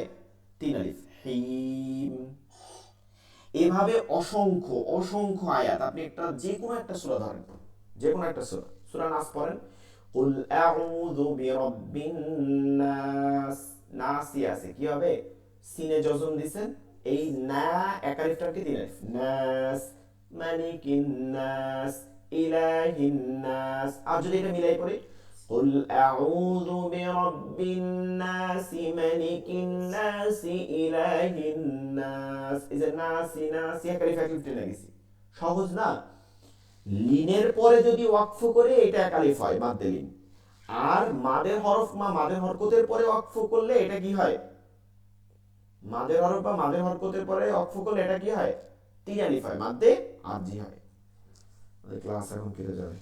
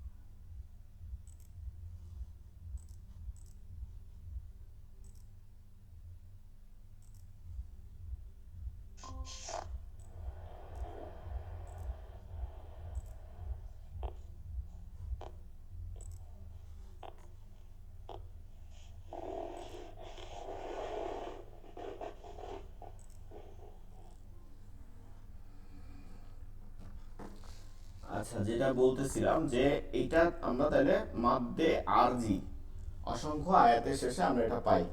ঠিক আছে, মাদ্দে আরব বামে হরফটা যখন ওয়াকফ হয়ে যায়, এবং অক্ফটা কেমন হয়, গোলতা হয় না, কিন্তু এটা আবার মনে রাখেন, গোলতা হয় না, দুই জবরে এক আলিফ টেনে পড়তে হয়, এটা হয় না। এটা মূলত কি হয়, সাকিন ওলাও, যেটা 4 নম্বর, এটা হয়। এরপরে 2 নম্বর মাদ্দে মুনফাসিল। মাদ্দে আপনারা একটা উদাহরণ মুখস্থ করেন, প্রত্যেকটার সাথে একটা উদাহরণ, যেমন আলহামদুলিল্লাহ রাব্বিল আলামিন, আলামিন এতটুকু পড়লেন, একটা উদাহরণ মুখস্থ রাখলে সংজ্ঞাটা মুখস্থ রাখবেন, একটা উদাহরণ মুখস্থ রাখবেন, ওই উদাহরণ দিয়ে দিয়ে কিন্তু আপনি প্রত্যেকটা জায়গায় কনসেপ্ট ধরে ধরে পড়তে পারবেন। প্রত্যেকটার সাথে একটা করে উদাহরণ মুখস্থ রাখবেন, তখন হবে কি, ওটা মিলাবেন উদাহরণের সাথে, যে এটা এরকম হয়েছে, এখান থেকে এরকম পড়তে হবে। শুধু সংজ্ঞা মুখস্থ করলে কিন্তু হবে না। ঠিক আছে, 2 নম্বর মাদ্দে মুনফাসিল। মাদ্দে মুনফাসিল, মাদ্দে মুনফাসিল, মাদের হরফ বা মাদের হরকতের বামে, মাদের হরফ বা মাদের হরকতের বামে লম্বা হামজা থাকলে, লম্বা হামজা থাকলে, লম্বা হামজা কাকে বলে, যে আলিফে জবর জের পেশ যেটা থাকে, এটাকে কি বলে আমরা, লম্বা হামজা। লম্বা হামজা, এটাকে লম্বা হামজা বলি। এটা যখন থাকবে, এটা যখন থাকবে তখন এটাকে লম্বা, এটাকে কি বলি আমরা, লম্বা হামজা।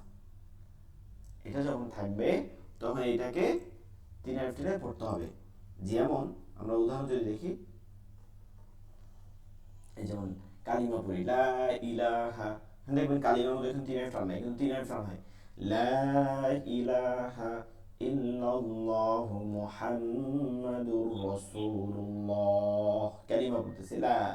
এই যে নামখালির যে লা, এক আলিফ টান হয়েছে, লা নাই, নাই কিচ্ছু নাই, ইলাহা কোনো ইলাহ, কোনো ইলাহ মাবুদ সৃষ্টিকর্তা কিচ্ছু নাই, ইল্লাল্লাহ, ইল্লা ব্যতীত, আল্লাহ, আল্লাহ ব্যতীত কোনো ইলা নেই। ঠিক আছে, কোনো ইলা নেই, কোনো সৃষ্টিকর্তা নেই। তো এইখানে ওই যে টানটা হয়েছে লা, এই যে লম্বা হামজা, হ্যাঁ আলিফে। এরপরে আমরা আরো দেখতে পারি লা আ'বুদু, ওইটা যে পড়াইছিলাম, আপনি তিন আলিফ মাদের জন্য একটা আয়াত মুখস্থ রাখবেন সবসময়, লা আ'বুদু মা তা'বুদুন, দুইটা মাদ পাইছেন, প্রথমটা হচ্ছে মাদে মুনফাসিল, পরেরটা হচ্ছে মাদে আরজি।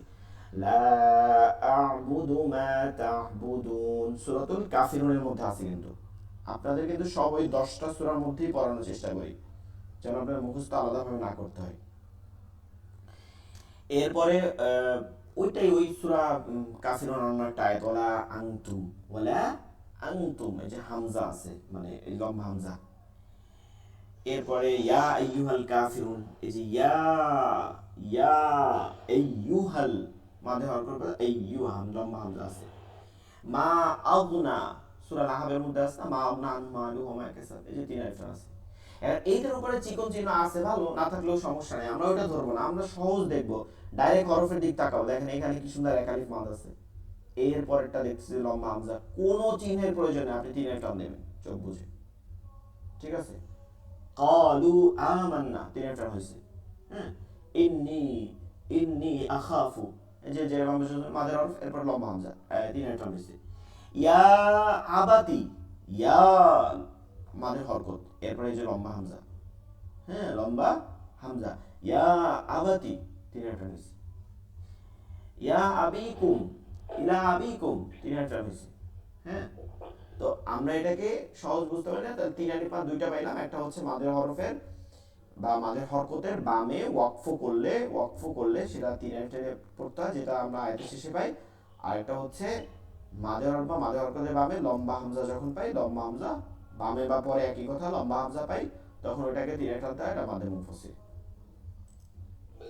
কোন জায়গায় তিন আলিফ টানতে হয়, প্রথম কাটটা না তৃতীয় হামজাটা? এখানে তো হামজাকে টানবেন না, সবগুলোই হচ্ছে মাদকে টানবেন। মাদ কি বলেন দেখি, সব গল্প শুনে শেষে কি বললে হবে? মাদ হচ্ছে জবরের বাম পাশে খালি আলিফ, জেরের বাম পাশে জজম আলিফ, পেশের বাম পাশে জজমলা ওয়াও, খারাজের উল্টা পেশ, এইগুলা যেটাই হবে সেইটা। আপনি কেন লম্বা হামজাকে টানবেন, এটা তো লম্বা হামজা টানার কোনো বিষয় না, এটা তো হরকত আছে, শুধু হরকত। লম্বা হামজা কি আছে? শুধু হরকত আছে। হরকতকে তো টানা যায় না, টানা যায় কোথায়? জবরের বাম পাশে খালি আলিফ কোথায় আছে বলেন তো?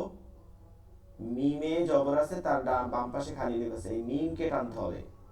মিমের জায়গায় এখানে এই যে লাম আছে, লামকে টানতে হবে। পেশে বাম পাশে জসমলা ওয়াও, এই হামজাকে তো টানবেন, এইখানে যেমন টান হয়েছে, এটা তো খারা জবর হয়েছে তখন টানছি, এটা এমনি হরকত হইলে টান হইতো না।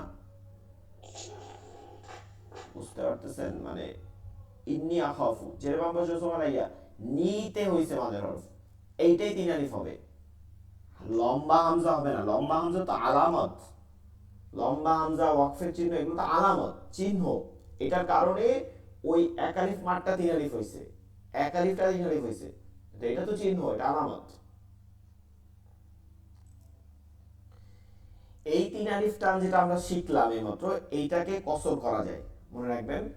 মাদের দুইটা অংশ, একটা হচ্ছে কসর করা যায়, সেটা হচ্ছে যে এই তিন আলিফ মাদ। তিন আলিফ মাদ যে দুই প্রকার আছে, এটাকে এক আলিফ করে টেনে পড়া যায়, তবে মনে রাখতে হবে এ টু জেড তিন এক আলিফ করেই পড়তে হবে, কোনোটাই তিন আলিফ দেবেন আর কোনোটা এক আলিফ, তা হবে না। ঠিক আছে? এখন আপনি যদি ভুলবশত তিন আলিফকে আপনি এক আলিফ দেন, লা আবুদু, তিন আলিফকে এক আলিফ দেন, তখন এটা যদি ভুলবশত হয় একবার দুইবার, তখন এটা সমস্যা নাই। কিন্তু এটা যদি আমি না জানতে দিই, তখন এটাকে আমরা মাকরু হবে না, ঠিক আছে? যেহেতু এটা কসর করা যায়, এই ক্ষেত্রে এটার ক্ষেত্রে মাকরু হয় না। কিন্তু আমি যদি এক আলিফকে বাদ দিই, তখন কি হয়? পুরো হরফটা উঠে যায়। এই জন্য এক আলিফকে আমরা কসর করতে পারি না, চার আলিফকেও করতে পারি না। চার আলিফ মাদ পাঁচ প্রকার। এইবার চার আলিফ মাদ পাঁচ প্রকার। মাদ্দে লাজিম কালমি মুসাক্কাল, আমরা নামটা মুখস্থ করবো আগে। বলেন তো, মাদ্দে লাজিম কালমি মুসাক্কাল কয়বার পড়েন? মাদ্দে লাজিম কালমি মুসাক্কাল, মাদ্দে লাজিম কালমি মুসাক্কাল। আমরা এবার নাম দিয়ে পড়ি তো, এখানে সংজ্ঞা না দেখে। মাদ্দের যেহেতু টান, এটা তো আর পড়ার দরকার নাই। লাজিম যেটা ওয়াজিব, এটাও পড়ার দরকার নাই। এবার কালমিতে আসি। শব্দের মধ্যে, শব্দের মধ্যে, একই শব্দের মধ্যে, একই শব্দের মধ্যে, একই শব্দের মধ্যে, একই শব্দের মধ্যে। এখন একই শব্দ কিভাবে বের করব? একই শব্দ কিভাবে বের করব? আপনার বের করা লাগবে না, কিন্তু মাঝে মাঝে দেখবেন যে এটা টান হচ্ছে না, সেটা কিভাবে? সেটা দুই শব্দের কারণে, এইটা মনে রাখবেন, তাই হয়েছে। আর আমি একই শব্দ দেখাই দিব, একই শব্দ কোনটা, দুই শব্দ কোনটা বুঝাবো। তো একই শব্দের মধ্যে, একই শব্দের মধ্যে কি কি হইতে পারে? ওই যে মাদের হরফ বা মাদের হরকতের, ওগুলো ঠিক থাকবে কিন্তু। মাদের হরফ বা মাদের হরকতের বামে তাসদিদ থাকলে, কি থাকলে? তাসদিদ। এখানে কোনো আলিফ টালিফ নাই, এখানে তাসদিদ, তাসদিদ, তাসদিদ, মুসাক্কাল মানে তাসদিদ, তাসদিদ। তাসদিদ থাকলে এটাকে চার আলিফ টেনে পড়তে হবে। এবার দেখেন, কালিমা মানে শব্দ, শব্দের মধ্যে মাদের হরফের বামে, মাদের হরফের বা মাদের হরকতের বামে তাসদিদ থাকিলে, তাসদিদ থাকিলে, তাসদিদ থাকিলে, তাসদিদ থাকিলে চার আলিফ টানে পড়তে হয়। ইয়াকে মাদ্দে লাজিম কালমি মুসাক্কাল বলে। উদাহরণ দেখেন, আমরা কিন্তু এটা পড়ছি। এই যে আমি শেষের উদাহরণটা আগে দিয়ে শুরু করি, শেষের এটা মুখস্থ করবেন। অলাউদ্দলিন, দেখেন দোয়াত খালি আলিফ জবর দ, মাদের হরফ পাইছেন, দোয়াত খালি আলিফ জবর দ, জবরের বাম পাশে খালি আলিফ। এরপর লাম, এই যে লাম, লামের উপরে কি আছে? তাসদিদ, লামের উপরে তাসদিদ, লামের উপরে তাসদিদ, লামের উপরে তাসদিদ, লামের উপরে তাসদিদ। তাহলে এই মাদের হরফ বামের হরফে তাসদিদ আছে, তাহলে এটাকে আর এক আলিফ টানা যাবে না, এটাকে চার আলিফ টানতে হবে। দলিন, এটা হচ্ছে মাদ্দে লাজিম কালমি, মানে মাদ্দে লাজিম, এই মাঠটা লাজিম ওয়াজিব, এটাকে সংক্ষিপ্ত করা যায় না কখনো, এটাকে কমতি করা যায় না। আর এই মাঠটা একই শব্দের মধ্যে আছে। দলুন শব্দের অর্থ হচ্ছে কি? গোমরাহি। দলুন শব্দের অর্থ কি? গোমরাহি, গোমরাহ যারা আছে, গোমরাহ ব্যক্তি, ধ্বংসপ্রাপ্ত ব্যক্তি যারা আছে। তো দলিন একই শব্দ, অর্থ একই। এবং এই শব্দের মাদের হরফ আছে, এই জবরের বাম পাশে আলিফ দদে, এরপর লামে তাসদিদ আছে, এই মাদের হরফ হরফে তাসদিদ থাকার কারণে এটা চার আলিফ টেনে পড়তে হয়। এবার আপনাদেরকে ধরাই দিতেছি, দেখেন এটা কিন্তু আমরা পড়ি ওয়ালাউদ্দলিন। আমি একটা কথা বলতেছিলাম না যে দুই শব্দের মধ্যে হয় না, এটা এক শব্দ কেন বলা হয়েছে? দেখেন আপনাকে আমি নিয়মটা দেখাই, দেয় কনফিউশন দেখাই। লাম খালির জবর লা, মাঝের হরফ পাইছেন, মাঝের হরফ, পরের হরফটা দতে কি আছে, তাসদিদ আছে, তাহলে ওয়ালা, এটা কেন চার আলিফ হলো না, এটা কেন চার আলিফ হলো না, আর ওইটা কেন হইলো, ঠিক আছে, ওইটা কেন হইলো, এটা হামজা, হামজার উপরে তো নাই, হরকত নাই। আর তো দোয়াতের পরে যেটা হামজা আছে, মানে বড় হামজা আছে, ওইটার উপরে তো তাসদিদ আছে। একই আছে, ভালো করে খেয়াল করেন, ওয়ালা লাম খালির জবর লা, মাঝের হরফ, এর পরেরটা দদের উপরে কি আছে, তাসদিদ আছে, আর লা ওয়ালা লা দলিন, দদ খালির জবরটা এটার পর লামে তাসদিদ আছে। এখানে বিষয়টা হচ্ছে দলিন এক শব্দ আর লা আর এক শব্দ। লা কি মানে না, লা অর্থ কি না, গায়রিল মাগদুবি আলাইহিম ওয়ালাদ-দাল্লিন সিরাতাল্লাযিনা আন'আমতা আলাইহিম, হ্যাঁ, সিরাতাল্লাযিনা আন'আমতা আলাইহিম, তারা নিয়ামত প্রাপ্ত হবে যারা ইহদিনাস সিরাতাল মুস্তাকিম, সিরাতাল মুস্তাকিমের উপরে চলবে, এবং যারা নিয়ামত প্রাপ্ত হয়েছে তাদের পথে চলবে, তারা কখনো গোমরাহি অন্তর্ভুক্ত হবে না, ওয়ালাদ-দাল্লিন বলতেছে। তো না বলতেছে এটা আলাদা শব্দ, দলিন এক শব্দ, লা আলাদা শব্দ। এখন এখন এই দুই শব্দের মধ্যে মাপটা হয় না, এখন আপনি কিভাবে বের করবেন, আপনাদের সোজা একটা ক্লু বলি, সোজা একবার মনে রাখবেন, মধ্যে কোনো কিন্তু থাকবে না। এবার বলেন তো, এই যে যে বলতে চাইছেন, ঠিক আছে, এই কিন্তুটাই বলতে চাইছেন, বুঝাইতে পারেন না, দেখেন, লাম খালি আলিফ যে লা, এরপরে একটা খালি আলিফ আছে, এরপরে আবার একটা লাম আছে, কিন্তু দলিনের ক্ষেত্রে এইগুলো কিছু নেই, দলিনের ক্ষেত্রে এগুলো কি নাই, কিচ্ছু নাই, দলের পরেই লামে তাসদিদ, তাই না, মাঝের পরেরটাই কি লামে তাসদিদ। এই কিন্তু যেগুলো থাকে খালি আলিফ লাম, এগুলো সব শব্দের শুরুতে, মাসদারের ক্ষেত্রে থাকে, শব্দের শুরুতে থাকে, এগুলো পড়তে হয় না, কিন্তু লিখতে হয়, এই শব্দটা লিখতে হয়। তাহলে এতটুকু মনে রাখতে পারবেন না, শব্দ চিনবেন কিভাবে, দুই শব্দ কিন্তু থাকবে, কি থাকবে, কোনো কিন্তুতে মাদ হবে না, মাদটা হবে সরাসরি, এই মাদের হরফ বা মাদের হরকত হইছে, পরেরটাই হচ্ছে তাসদিদ, ঠিক আছে, পরেরটা কি তাসদিদ, তাহলে এটা একই শব্দ, এটা কি একই শব্দ। এই যে এটা দেখেন, এবার দেখেন, ওয়ালা লাম খালি জমলা, এরপর খালি আলিফ আছে, লাম আছে, তাহলে এইটা হবে না, এটা মনে হয় ওয়ালা আদ-দালিন এরকম ছিল, ওয়ালা আদ-দালিন, এটা মিলাই পড়ার সময় ওয়ালা আদ-দালিন হয়েছে, ঠিক আছে, কিন্তু পরেরটা আছে দালিন। এবার এখানে উপরের উদাহরণগুলো দেখেন, এগুলো এটা একটু জোট এই আমার মুখস্থর জন্য এটা দেখাইলাম, দুইটা আছে এটা নিয়মের মধ্যে। এরপর এগুলো স্বাভাবিক, এটার মধ্যে আর কনফিউশন নেই।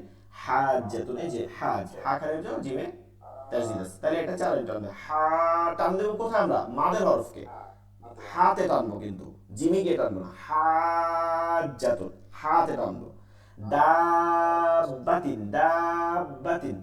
আচ্ছা, বানান কিভাবে পড়বো, বানান এই বানানগুলো কিভাবে পড়বো জানেন, যেগুলো মাদ হবে এই বানানগুলো এভাবে পড়তে হবে, কিন্তু এগুলো কিন্তু এই এই আলিফটা খালি না, কিন্তু এটা মাদের আলিফ, কিন্তু আমরা পড়ছিলাম না যে যেগুলো খালি ওগুলো বাদ দিব, এটা কিন্তু বাদ দেওয়া যাবে না, এটা এরকম পড়বেন, দাল খালি আলিফ বা জবর, বলেন দাল খালি আলিফ বা জবর, কোনটাকে বলতেছেন, দালকে বলতেছেন, দাল খালি, আমি এমনি বলতাম না দাল বা জবর দাব, এটাকে বলবো খালি আলিফকে নিয়া, দাল খালি আলিফ বা জবর, দাল খালি আলিফ বা জবর দাব্বা, হা খালি আলিফ জিম জবর হাজ্জা, বুঝতে পারতেছেন, এবার জিম জবর যা, হাজ্জা, হা খালি আলিফ জিম জবর, জবর কোনটা, ওই হার জবরটা, হ্যাঁ, দলিন, দদ খালি আলিফ লাম জবর, জবর কোনটা, দলের, দল, এরপর লামিয়া যে লি, দলি, দলে হচ্ছে তিন আলিফ, চার আলিফ, আর লিনে হয়েছে কয় আলিফ, তিন আলিফ, মাদ্দে আরজি, লামিয়া যে লি নুনে জসম, মাদ্দে আরজি, এখানে সাত আলিফ টান হয়। তাহলে এই নিয়মে আমরা বাকিগুলো সখাতুন, লাদল্লুন, একই নিয়ম পাইতেছি, এখানে মধ্যে কোনো কিন্তু নেই, কিন্তু নেই, আল হাক্কাতুন আছে, কোনো কিন্তু নাই, মাল হাক্কাতুন, এই যে দেখেন মাল, এটা আমরা পড়বো না অবশ্য, এটা আপনি বুঝবেন না, সামনেটা গেলে বলবো। তাহলে এক নম্বর নিয়ম পাইছি। দুই নম্বর, মাদ্দে লাজিম কালমি মুখাফফাফ, সব ঠিক থাকবে, মুখাফফাফ মানে কি, জজম হওয়া, মুখাফফাফ মানে জজম হওয়া, উপরেরটার মতনই খালি জজম হবে, তাসদীদের জায়গায় কি থাকবে, জজম থাকবে। মাদে লাজিম কালমি মুজাক্কার যে মাদ ওয়াজিব কালমি শব্দের মধ্যে কি হওয়ার কারণে, একই শব্দের মধ্যে জজম হওয়ার কারণে। তাহলে তাসদিদ হলো 4 আলিফ, জজম হলো তাসদিদ। তো কালিমার মধ্যে মাদের হরফের, এখানে মাদের হরকত লিখি নাই, কেন লিখি নাই? আপনি চাইলে একসঙ্গে মিলিয়ে বলতে পারেন মাদের হরফ বা মাদের হরকতের, কোনো সমস্যা নেই। কিন্তু মূলত এই মাঠটা মাত্র এক শব্দে আছে কোরআনের মধ্যে, এক শব্দে দুই স্থানে, এক শব্দে দুই স্থানে, ঠিক আছে, এক শব্দে দুই স্থানে আছে। যে কারণে এটা ওই যেই শব্দটা আছে ওটার প্রত্যেকটাই হচ্ছে মাদের হরকত, নট হরফ, মাদের হরকত, হরফে নেই, এর জন্য ওইটা লিখে দিছি একবারে। তো আপনি চাইলে মাদের হরফ বা মাদের হরকত এইভাবে সংজ্ঞা মিলাই পড়তে পারেন, কোনো সমস্যা নেই। ঠিক আছে, কালিমার মধ্যে মাদের হরকতের বামে বামে জজম থাকলে 4 আলিফ নিয়ে পড়তে ইয়াকে মাদে লাজিম কালমি মুখাফফাফ বলে। যেমন দেখেন,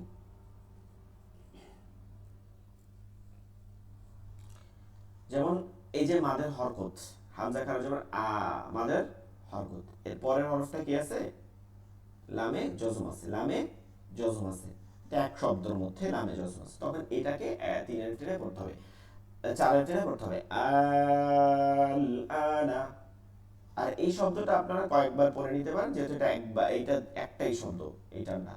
আল আনা, আল আনা। 3 নম্বর নিয়ম, মাদ্দে লাজিম হারফি মুসাক্কাল। দেখেন এইটার পরিবর্তন হয়েছে শুধু হারফি, তাহলে কথা এরকম হবে, মাদ্দে লাজিমটা যে মাত্রা ওয়াজিব হারফি, বর্ণের মধ্যে, বর্ণের মধ্যে, বর্ণের মধ্যে, মুসাক্কাল তাসদিদ আসার কারণে, তাসদিদ আসার কারণে। বর্ণ কিভাবে আমার মধ্যে হয়, 2 নাম্বার লেকচার সেটা আমাদের যাইতে হবে। মনে আছে কিনা আমরা বর্ণের নাম পড়ছিলাম, আরবি হরফগুলো মনে আছে?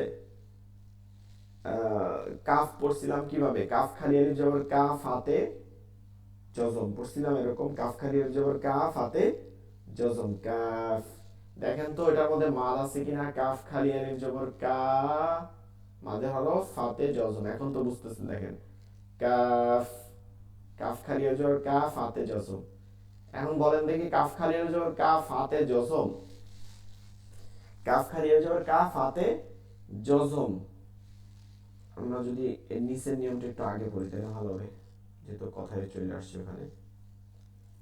এটা হচ্ছে মাদে লাজিম হারফি মুখাফফাফ, যেটা হরফের মধ্যে জজম হওয়ার কারণে 4 আলিফ টেনে পড়তে হয়।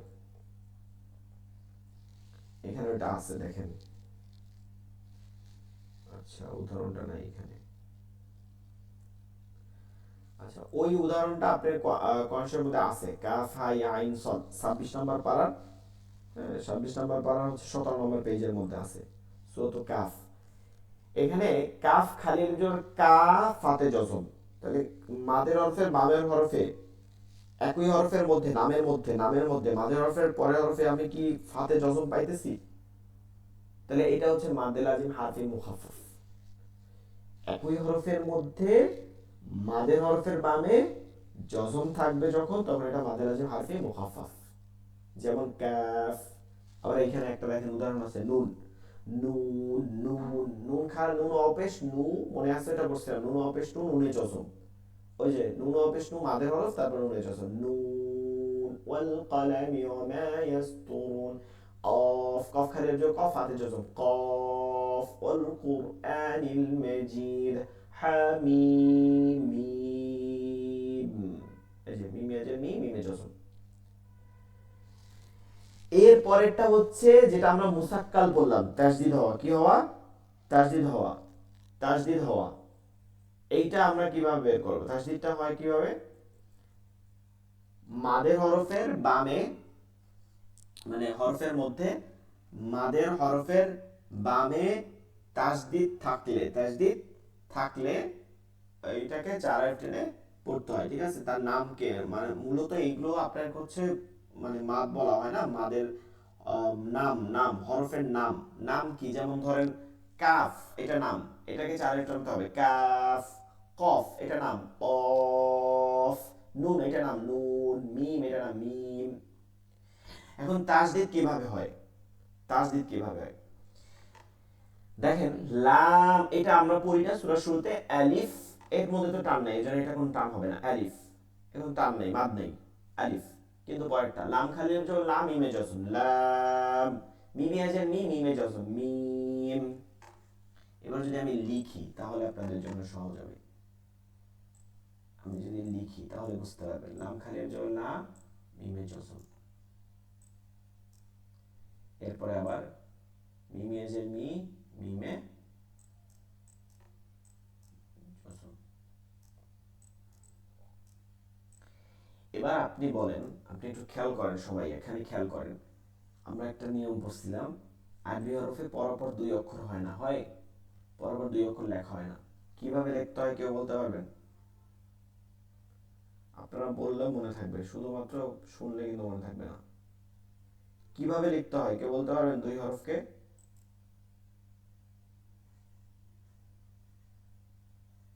বলতে পারবেন?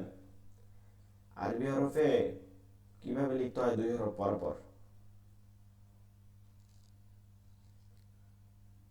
বলতে পারতেছেন না?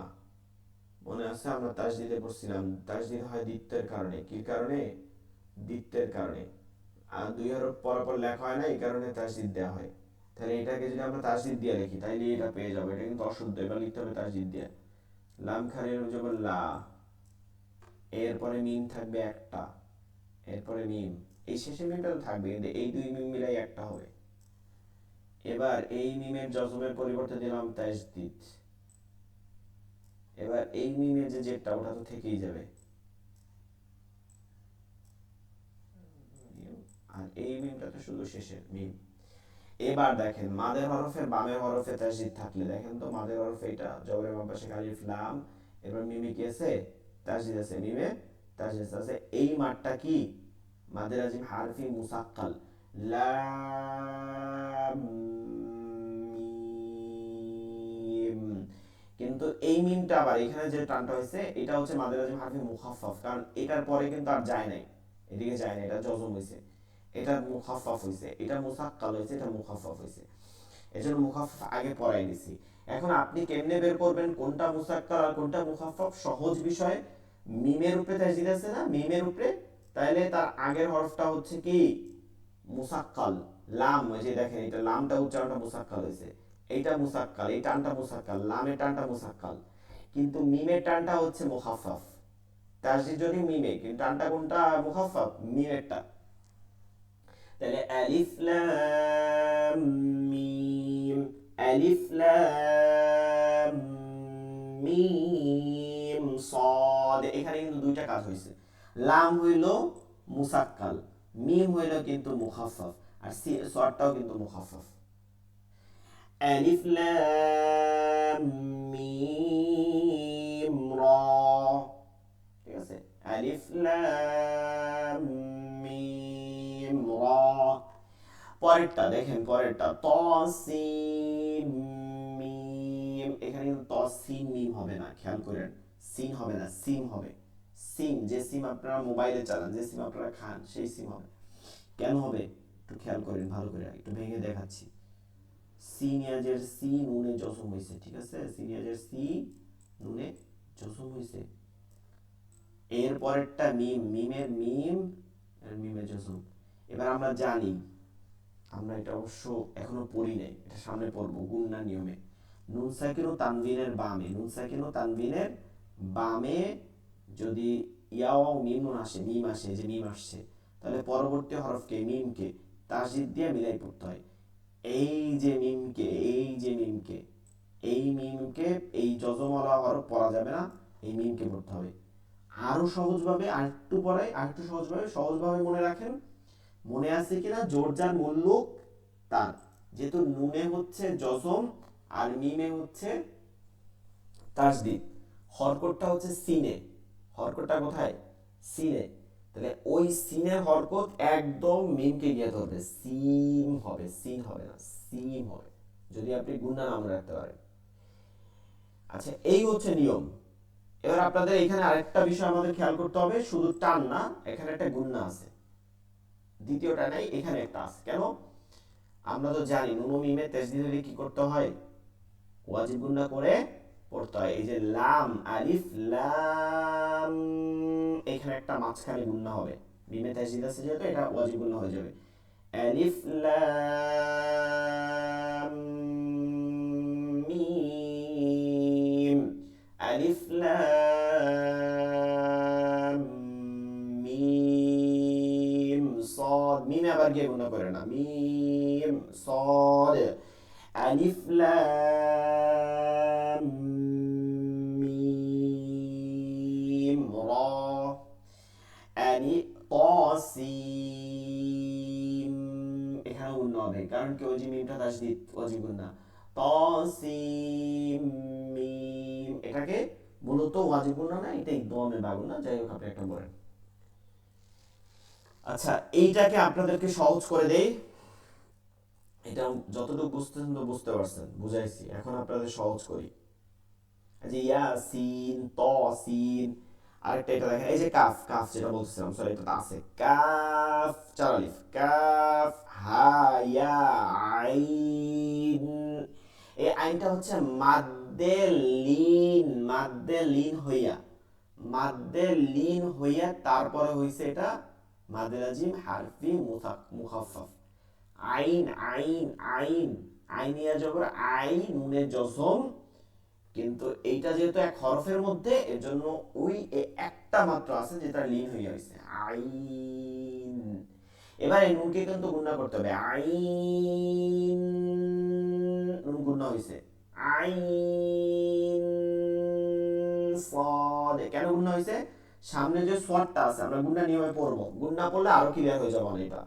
সামনে যে সোয়ারটা আছে এই সোয়ারটা ইকফা হরফ, ইকফা মানে গুণনা করা, ইকফার হরফ 15টা, তাও সাও তা সা জিম দাল জাল জা সিন শিন সদ দ ত জ ফা কফ কাফ, এগুলো যদি হয় নুন সাকিন তানবীরের পর তাহলে গুণনা করতে হয়। যেহেতু আইন নুনে জজম সাকিন হইছে, এরপরে সদ এটা যেহেতু আসে তাহলে এখানে একটা গুণনা হবে, ওই আলিফ লাম মিম ওয়াজিব গুণনা হবে, এটা হবে কি নুন সাকিন তানবীরের গুণনা। এবার এগুলোকে এই যে আমরা এতক্ষণ পড়লাম এগুলোর নাম বলেন হুরুফুল মুকাত্তাআত, বলেন কি নাম?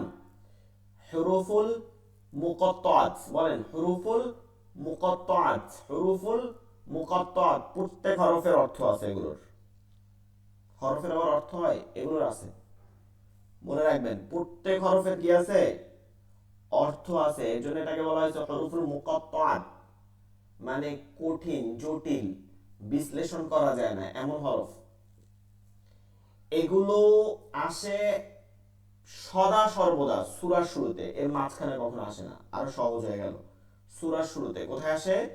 সূরার শুরুতে, সূরার শুরুতে এগুলো সূরার শুরুতে আসে, এগুলোর অর্থ আছে কিন্তু এটা কেবলমাত্র আল্লাহ তাআলাই স্বয়ং জানেন, কেবল আল্লাহ তাআলার কাছে আছে, আমরা আর কেউ ব্যাখ্যা করতে পারি না, কোনো বিশ্লেষণ করা যায় না। অনেক তাফসীরকার করছেন, আবার বলেও দিচ্ছেন যে এটা আমার মতে বলছি, এটার কোনো ব্যাখ্যা নেই, তাহলে এটার কোনো ব্যাখ্যা নেই, এটা আল্লাহ তাআলার কাছে সংরক্ষিত।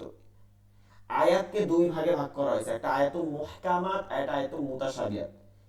যে আয়াতটা সরাসরি বিশ্লেষণ করা যায় এবং যেটা দ্বারা আইন হয়েছে সেটাকে বলে মুহকামাত আয়াত।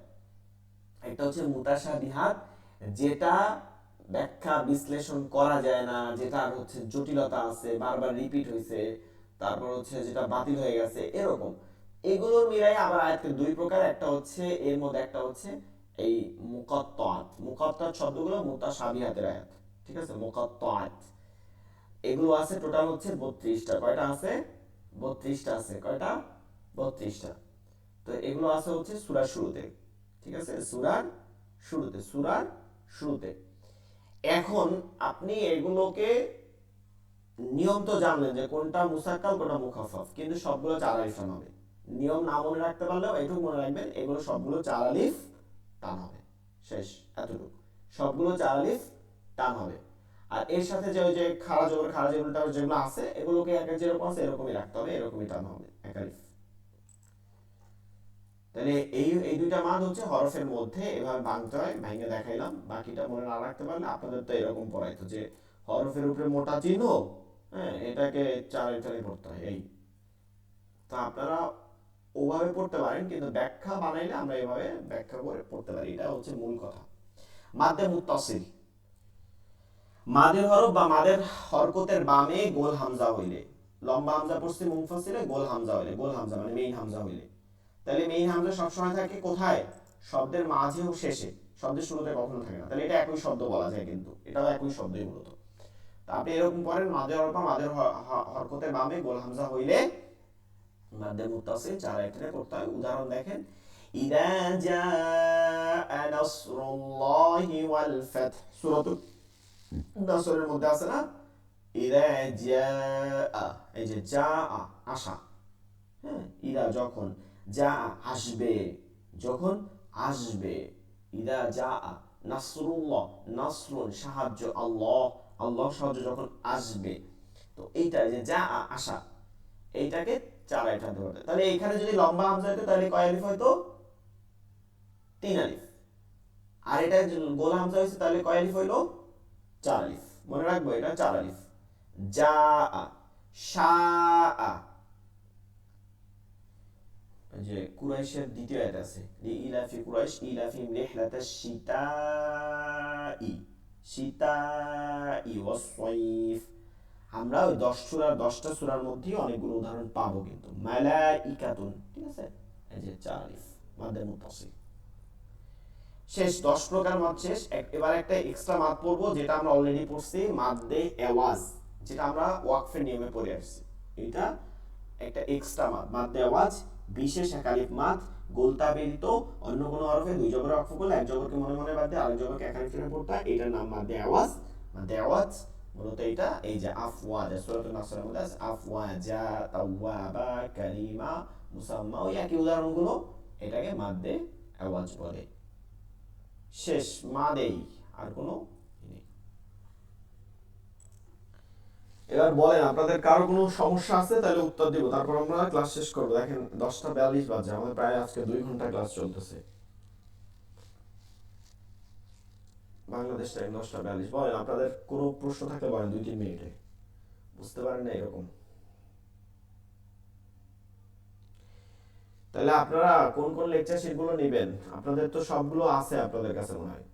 2 নম্বর লেকচার শিটটা একবার দেখবেন হরফগুলো পড়ার জন্য। 10 নম্বর লেকচার শিটটা দেখবেন, যেটা মাদের হরফ, 10 নম্বরে না, মাদের হরফ। আর দেখবেন কোনটা? মাদের হরফ। আরটা হচ্ছে 14 নম্বর লেকচার, তিনটা একসাথে পড়বেন, ঠিক আছে? তিনটাকে মিলাই মিলাই করবেন, তাহলে হয়ে যাবে। আগামী ক্লাসে ইনশাআল্লাহ আমরা ক্লাসের শুরুতে 15 মিনিট আপনাদেরকে এই প্রতিটা মাদ ধরবো, এরপরে আমরা গুণনায় চলে যাব। আমরা কিন্তু বড় একটা পড়া পড়ছি, মাদ কোরআন শরীফে ভরা ভর্তি, এটা কিন্তু আমরা পড়ছি, এবং এটা তাজবিদের একটা অংশ। মাদ একটা তাজবিদের মৌলিক একটা অংশ। তো যাই হোক, আপনাদেরকে আমি বোঝানোর চেষ্টা করছি, তারপরও জটিল থাকলে আপনারা কোনো থাকলে প্রশ্ন করবেন, লিখে রাখবেন। আগামী ক্লাসে আপনাদের এগুলো সমাধান করে দেবো। আগামী ক্লাস যথাসময় হবে। সকলেই ভালো থাকবেন, একটু পড়েন, পড়লে আরো ভালো করে বুঝতে পারবেন। সকলে ভালো থাকবেন, দোয়া করবেন। আসসালামু আলাইকুম ওয়া রাহমাতুল্লাহি ওয়া বারাকাতুহু। ওয়ালাইকুম আসসালাম।